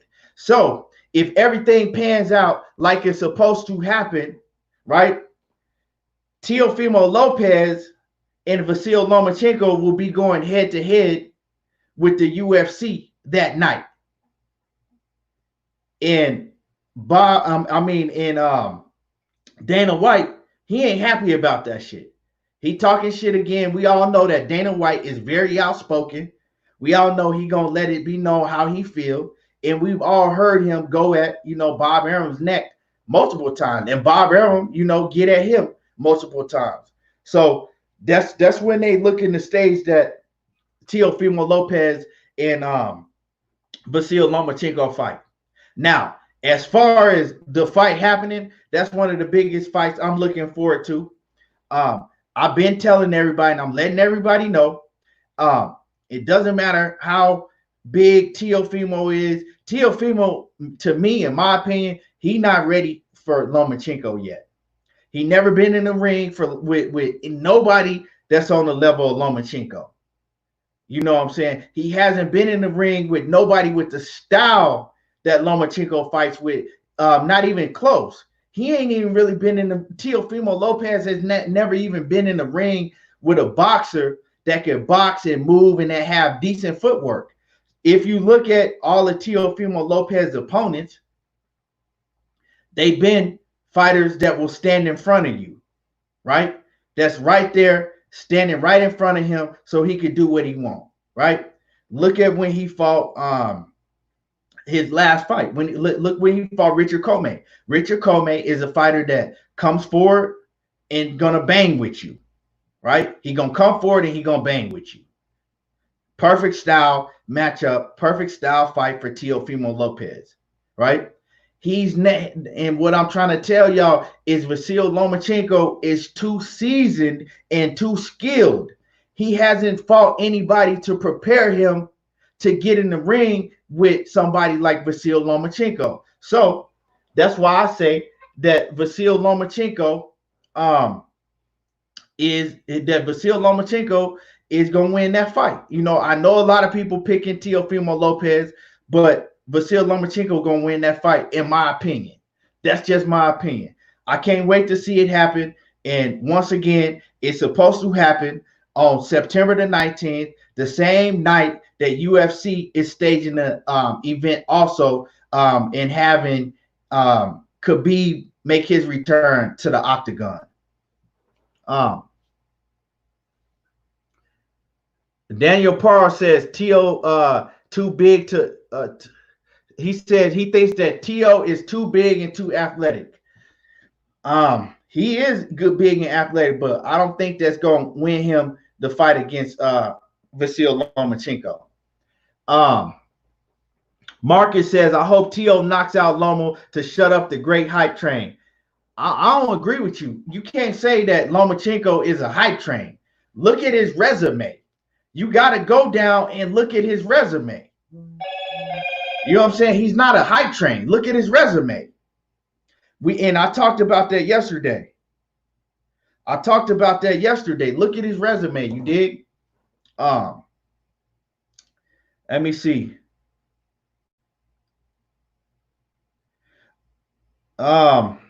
Sporting Advantage says Dana made boxing. Wait, my bad. I lost it. Let me scroll back up and catch this comment. Let me get through some of y'all comments before I wrap this up.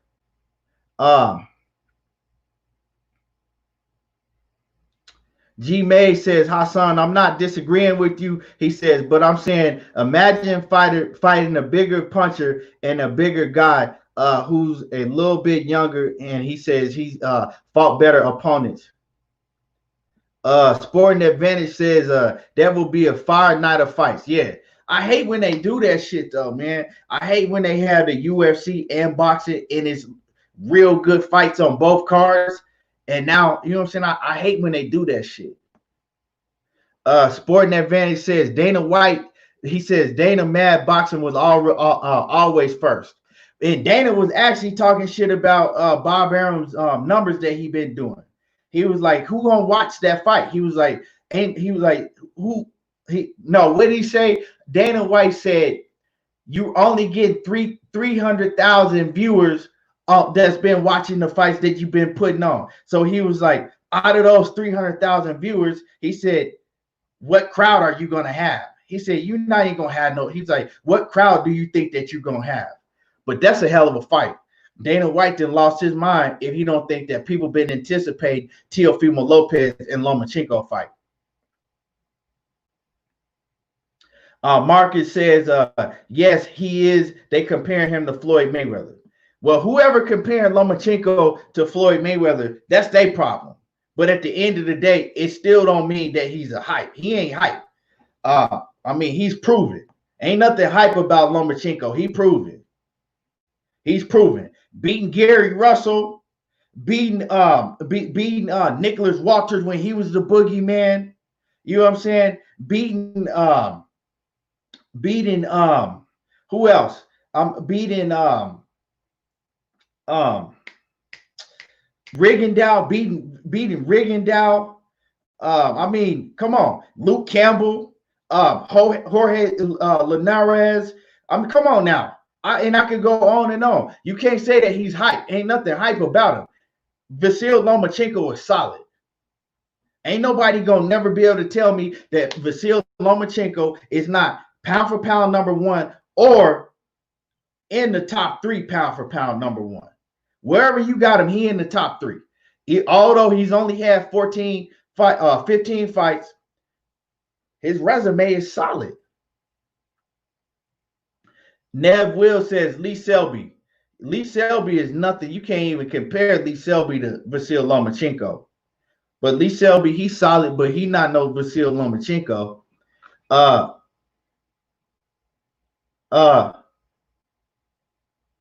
Let me see. Marcus says Loma does not get hit too much, but then he hasn't fought any top tier opponents. How can you say that he hasn't fought? I just named him. You can't come in here and say that he hasn't fought no top tier opponents. And you said he got put down by Linares. What does that mean? He still got up and finished Linares. So you can't come on here and talk about he got put down by Linares, but then totally dismiss the fact that he stopped Linares and dismiss the fact that he tore his shoulder in the second round and still finished the fight and still got a stoppage. So we're not going to do that, because if we got on here and debated about that, it would be no way that you could beat me in a debate about that.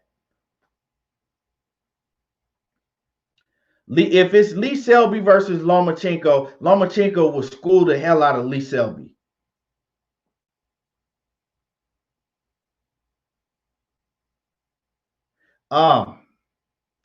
You said Rigondeaux, come on, bro. That was bullshit. Why was it bullshit? Why was him beating the dog shit out of Rigondeaux bullshit when everybody was talking about he was ducking Rigondeaux and begging him to fight Rigondeaux? Then as soon as he fights Rigondeaux and beat the dog shit out of Rigondeaux and make him quit, now everybody want to say, oh, well, Rigondeaux was too small. Well, if Rigondeaux was too small, why was y'all calling for the fight in the first place? Saying that he was scared of Rigondeaux, he was ducking. Come on, we ain't going to do that. We're not going to do that.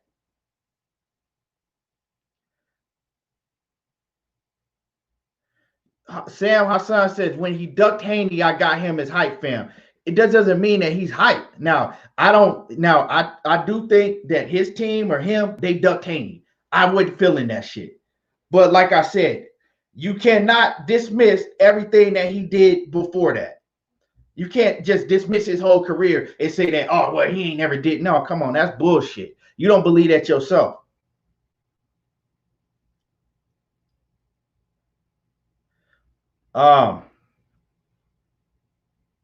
Chris Val says Lopez will stop Lomachenko. A good big man beats a great smaller fighter. He says, I don't see Lomachenko taking any of those power punches Lopez lands, but against Lomo can he says, but again, Lomo can just clown Lopez. That's how good he is. Gotta respect Lomachenko.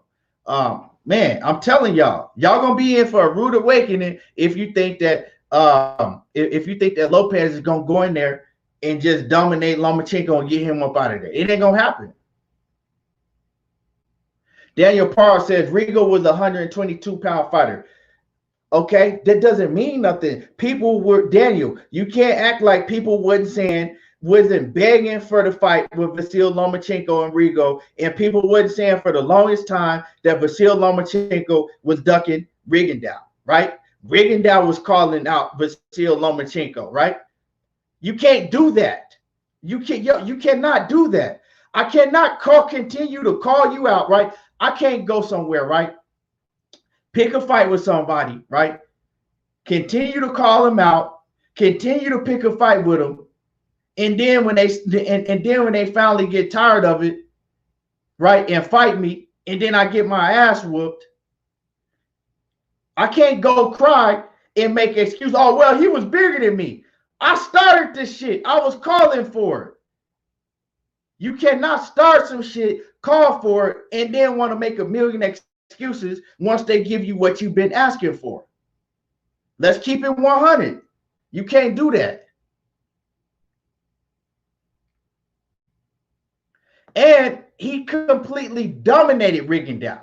size didn't have nothing to do with it, because if you go watch the fight, Lomachenko did not. Lomachenko, first of all, is not somebody that's a Tyson Fury that can go in there and just, outweigh you and fight you with his size. He didn't fight like that. He outboxed Lomachenko. He outsmarted him, frustrated him, and made him quit.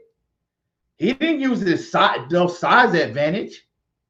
Go back and look at the fight and show me where he used the size advantage. He used a skill advantage. He went out and he outskilled him. You know what I'm saying? He didn't overpower him or just, beat him with power punches or walk him down. None of that happened.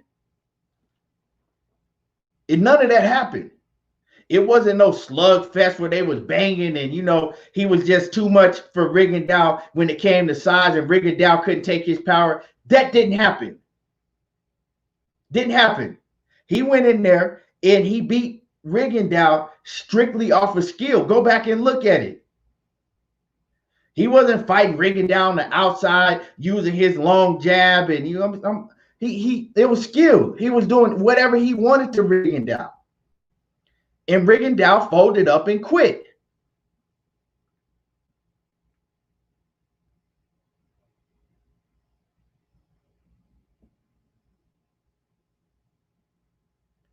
Jupiter B said he wanted to fight because he couldn't make no money nowhere else. It don't matter. He still wanted to fight. Like I said, Jupiter B, if you go down the street and you pick a fight because you feeling that you that confident, right, with whoever down the street and he way bigger than you, and you keep fucking with him and keep messing with him and calling him out, right, and then he whoop you, well, you can't cry about it and say, oh, well, he was bigger than me and this and all. Keep that same energy you had when you was calling him out beforehand. That's just what it is.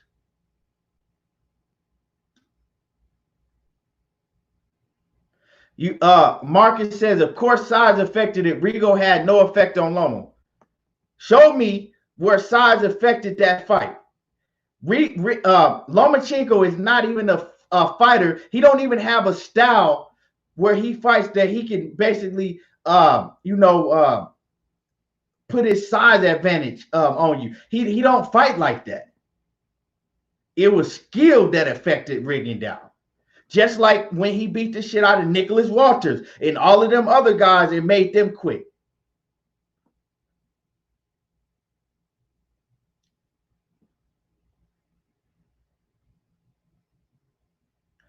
Chris Val says, I know Rigondeaux personally, and he took that fight for money. He said Lomachenko was just too much for him at the stage of their careers. He says Rigo's still a great fighter, just got beat by the greater fighter. Exactly. That's all it was.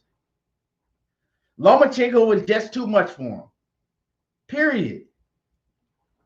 Jupiter B says, I'm just rewinding back to the landscape of how that fight came to be. He says Rigo didn't cry about it. He says he got his check and went home. Exactly. He didn't cry about it, but I'm talking about all of the fans that's making excuses. You making a million excuses for him, but it's the same people that was begging for the fight to happen and saying that Vasyl Lomachenko was scared to fight Rigondeaux. The only reason Vasyl Lomachenko was trying to tell y'all, like, hey, I don't want to fight this dude. And then they kept begging him and saying he was ducking. So then, he was like, fuck it, make the fight.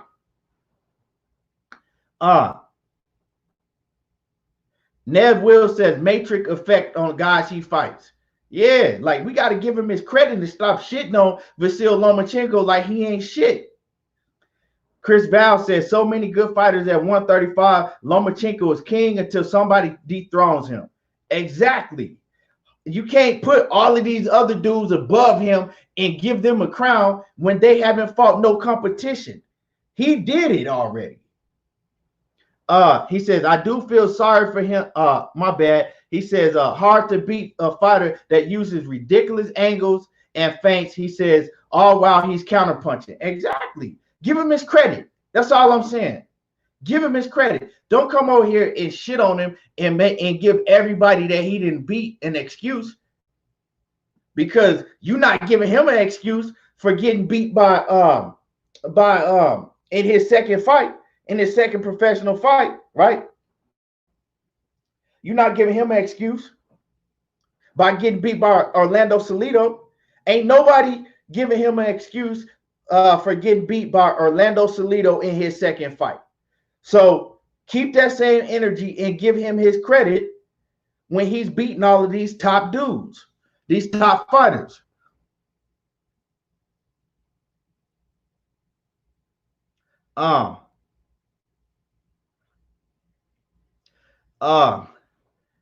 Jupiter B said, that's all I'm saying. He said it was about money because everyone froze him out. I do feel sorry for him, though. He says, that's why I don't like LSC to this day.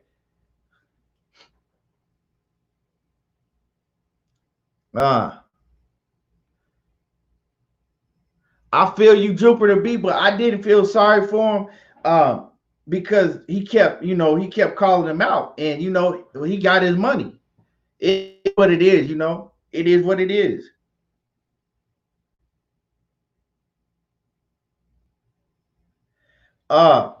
Daniel Parr says, Jorge Linares, Jose Pedraza, Anthony Corolla, Luke Campbell, who is elite there? Well, to answer your question, before I get off, right? Right? Jose Pedraza is not elite to me, right? Daniel Parr, Jose Pedraza is not an elite fighter to me. But I got some of my partners, you know what I'm saying, will argue me down and tell me that Jose Pedraza is an elite fighter when I'm arguing about Tank Davis, right? So the same people want to give Tank Davis all the credit in the world because he beat Pedraza, right? Okay. I don't think he's elite. So I'm going to give you that one. But I mean, when we start talking about Tank Davis, all of a sudden, Pedraza is elite. So, I mean, what is it, right? Now, Jorge Linares, solid as hell. Jorge Linares is solid as hell. Let's go and look at Jorge Linares' record when he fought in the win streak and how he hadn't got beat in years when he fought Vasyl Lomachenko. I'm gonna pull it up right here, right? Jorge Linares, okay. He had lost 2000, okay, from 2012, right? From 2012 all the way until 2018. So he hadn't lost. Jorge Linares hadn't lost in over 6 years when he lost to Vasyl Lomachenko. At that point in time, when he fought Vasyl Lomachenko, Jorge Linares was 44-3, right? Jorge Linares was considered at that time, if not the top 135 pounder, one of the top 135 pounders at that time. Go back and do your research, right? And Vasyl Lomachenko stopped Jorge Linares, right? He stopped him after tearing his shoulder in the second round. So, I mean, that's, Jorge Linares was hella solid at that point in time, right? Now, whether he was an A-level fighter, I wouldn't tell you that, but he was a B-plus level fighter, definitely. Anthony Corolla, I wouldn't even, he ain't shit. You know what I'm saying? Luke Campbell is a gold medalist. Luke Campbell is another solid opponent, right? Then if we want to go back to Gary Russell Jr., if anybody in here tell me Gary Russell Jr. ain't an A-plus level fighter, you tripping. So, I mean, man, he got a solid resume. At the end of the day, he got a solid resume. He's shown it time and time again. But once him and Teofimo Lopez fight, right? All high. Y'all already know where I'm gonna be. I'm gonna be right here on my show doing, you know what I'm saying? And y'all gonna be right here with me, right? So when they fight, I want everybody in here that's dogging Lomo. I want everybody in here to keep that same energy when he beat Teofimo and don't make no excuses. Don't make no excuses. I don't want to hear Teofimo was too young. The pandemic, he didn't stay in good shape when the pandemic happened. I don't want to hear no excuses. Give him his credit.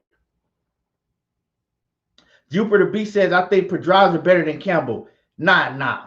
Pedraza not better than Luke Campbell. You tripping. I can't agree with you on that, my dude. Jupiter B, you my guy, but Pedraza is not better than Luke Campbell.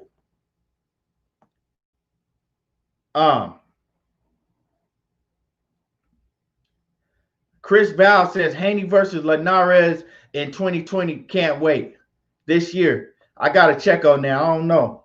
That'll be a good ass fight. Solid opponent for Haney to show out, But Linares now, Jorge Linares is on the back end of his career, Jupiter B says Lomo struggled a lot against Pedraza. Okay, this is the thing. If we gonna say that, Jupiter B, let's talk about this. And I've talked about this time and time again. If we gonna come on here and say that Lomo struggled against Pedraza, which he didn't struggle, he had a tough fight with Pedraza. It was a tough fight. But if we're gonna talk about how tough that fight was for Lomachenko, right? Let's talk about what happened leading up to that fight, right? Because let's talk about what happened. Lomachenko came back from a shoulder surgery that he should have still been out. He came right back from a shoulder surgery that he was only out like 4 or 5 months from a shoulder surgery that Andre Ward said himself he had the same shoulder surgery, the same injury, and Andre Ward said it was amazing that Vasyl Lomachenko was even able to come back and fight off with that shoulder surgery because he said that he wasn't 100% until over a year with that same shoulder surgery. So with that being said, I know, and everybody in here know that Vasyl Lomachenko was nowhere near 100% when he fought Pedraza. Name me one fighter that you know that has that shoulder surgery that he had, right? And come back in 4 or 5 months against a world champion with no warm-up or nothing, with no tune-up, right? With no tune-up. Andre Ward, one of the greatest fighters to ever step in the ring, had the same shoulder surgery, and he said that he was amazed that Vasyl Lomachenko even had the nuts to take a fight after only being out 4 or 5 months off of shoulder surgery like that. So if we're going to talk about what happened, let's talk about the surrounding factors why he had a tough fight with Pedraza. Because 100% Vasyl Lomachenko would have went out there and beat the living dog shit out of Pedraza and stopped him. Pedraza wouldn't have went no more than 8 rounds with Lomachenko, if that.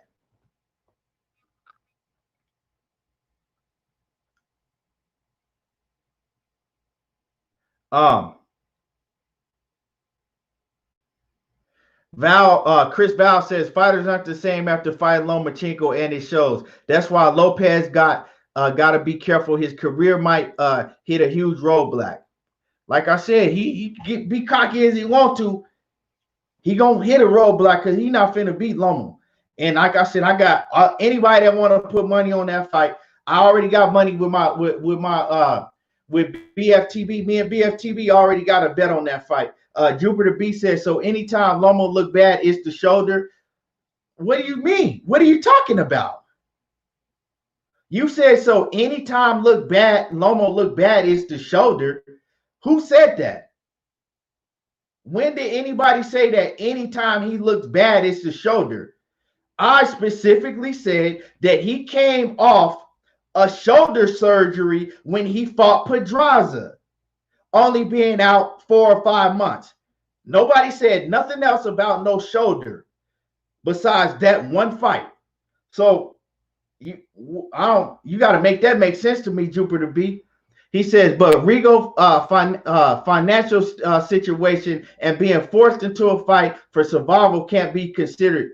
Okay, what? How was Rigo forced into a fight? Nobody forced him to a fight with Lomachenko. He took that fight because that's what he said he wanted. What does his financial situation have to do with Vasyl Lomachenko? So you telling me now that whatever financial situation that he was in, that's Vasyl Lomachenko's fault? Make that make sense. But the fact is, it's a fact. It's no argument here. Vasyl Lomachenko went into a fight with Pedraza off of a 4 or 5 month layoff. Didn't give his shoulder the proper time to heal. That's what happened. This is not make-believe, something that I'm making up. That's what happened. So all I'm saying is that if people want to talk about what happened with Pedraza, let's keep it 100 and talk about the surrounding factors of why he had a tough fight with Pedraza. That's all I'm saying. That's all I'm saying, Jupiter. That's all I'm saying. We don't want to give Vasyl Lomachenko credit.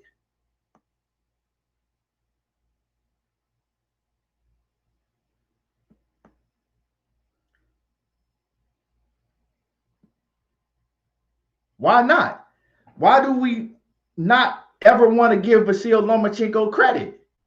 That's what I don't understand. I know that they hold on, man. I'm having a problem with my camera. Hold on.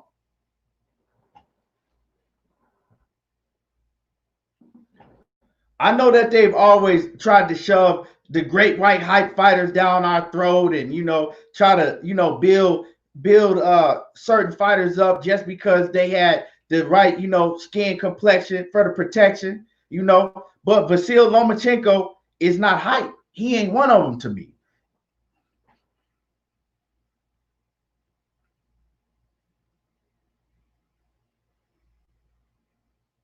Jay Cooley says, what up? I'm late, but Lopez gonna cry. And he says Lopez gonna cry and his dad gonna swing on Lomo during the victory interview. I'm telling you, Jay Cooley, they really think that Lopez is finna go out in here and dominate Vasyl Lomachenko and knock him out. I'm telling you, like I said, y'all gotta keep that same energy.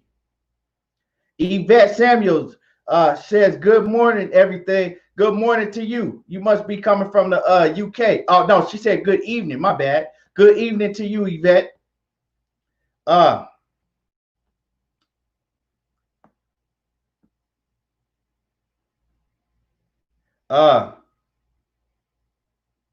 Jupiter B says, I give Lomo credit. He says, I have no dog in the Lomo versus Tio fight. Yeah, I mean, we got to give him credit because you know what a lot of people do to Lomachenko, and once again, I'm not comparing him to Floyd Mayweather at all because he's not on Floyd Mayweather level at all. He ain't did half of the shit that Floyd did in his career to even be considered in the same conversation with Floyd Mayweather, right? But people doing the same thing to Vasyl Lomachenko that they did to Andre Ward, that they did to Floyd Mayweather. Every time them guys beat somebody, it was always an excuse why they beat the dude. Every time they had a tough fight, oh, well, he had a tough fight. No, fighters are going to have tough fights sometimes. You know what I'm saying? In basketball, football, do we just shit on the dude when they have a tough game? LeBron, Jordan, Kobe, I didn't see them dudes get shut down and have horrible games, but they can come back the next night and fix it, right? So we can't totally dismiss a fighter. Fighters can have bad nights, but if you consistently having bad nights, that's when we start talking about it. But since he lost to Salido, he ain't had a bad enough night to come close to losing yet. So,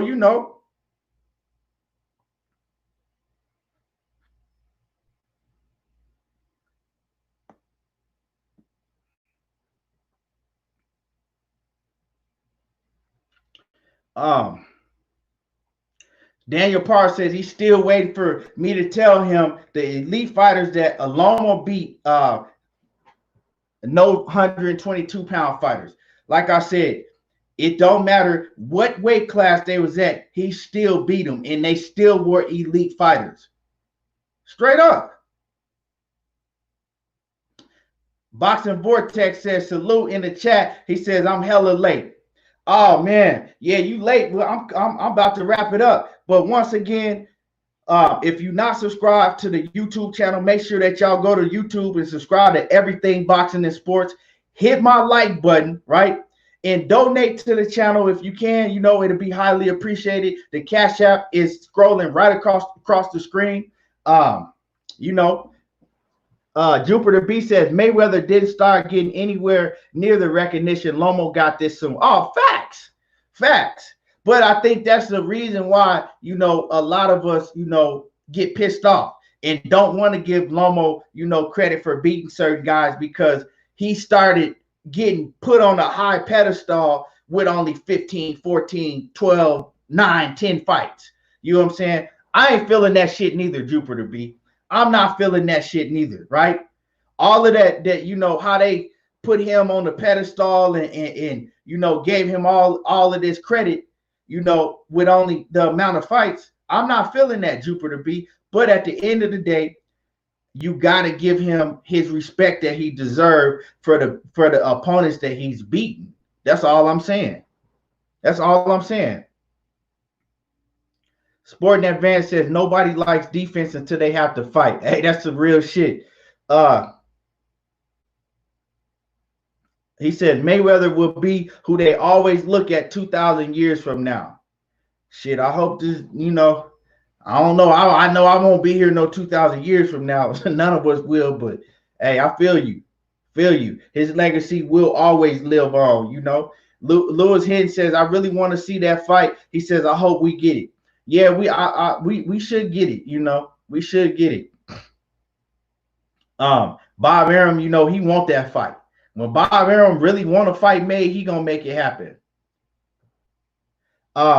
Sami Hassan says, I just want Loma to fight an elite fighter like Tank Davis, Haney Shakur if he wins. He says, I'll have mad respect for Loma.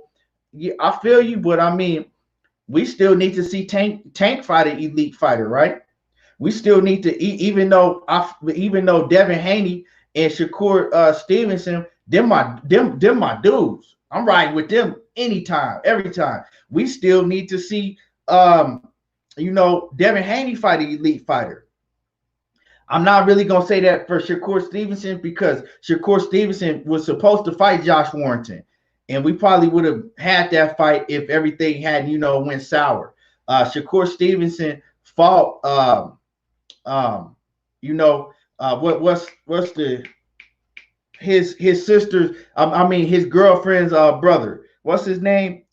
And what, I can't think of his name right now, but Shakur Stevenson fought him and schooled him, and he was a solid opponent. I'm not saying he ain't not elite, but he was solid. You know. Do I want to see Lomachenko fight all of them dudes?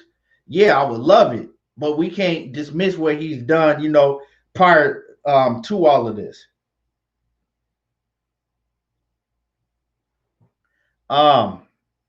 So that is what it is, you know. Like I said, I appreciate everybody for tuning in. We've been on here cooking for, you know, over 2 hours now. If you missed the show, just go ahead and catch the playback. It'll be up on YouTube also. You know, it'll load up on YouTube. It should be, you know, a couple hours. Catch the playback. Hit my like button. You know, and like I said, I appreciate everybody for tuning in. And you already know how I do. There you go, talking that boxing again. I don't watch reality TV. I watch boxing. And anything ain't everything, but around here, everything boxing. And thank you, everybody that tuned in. Until next time, I'm out.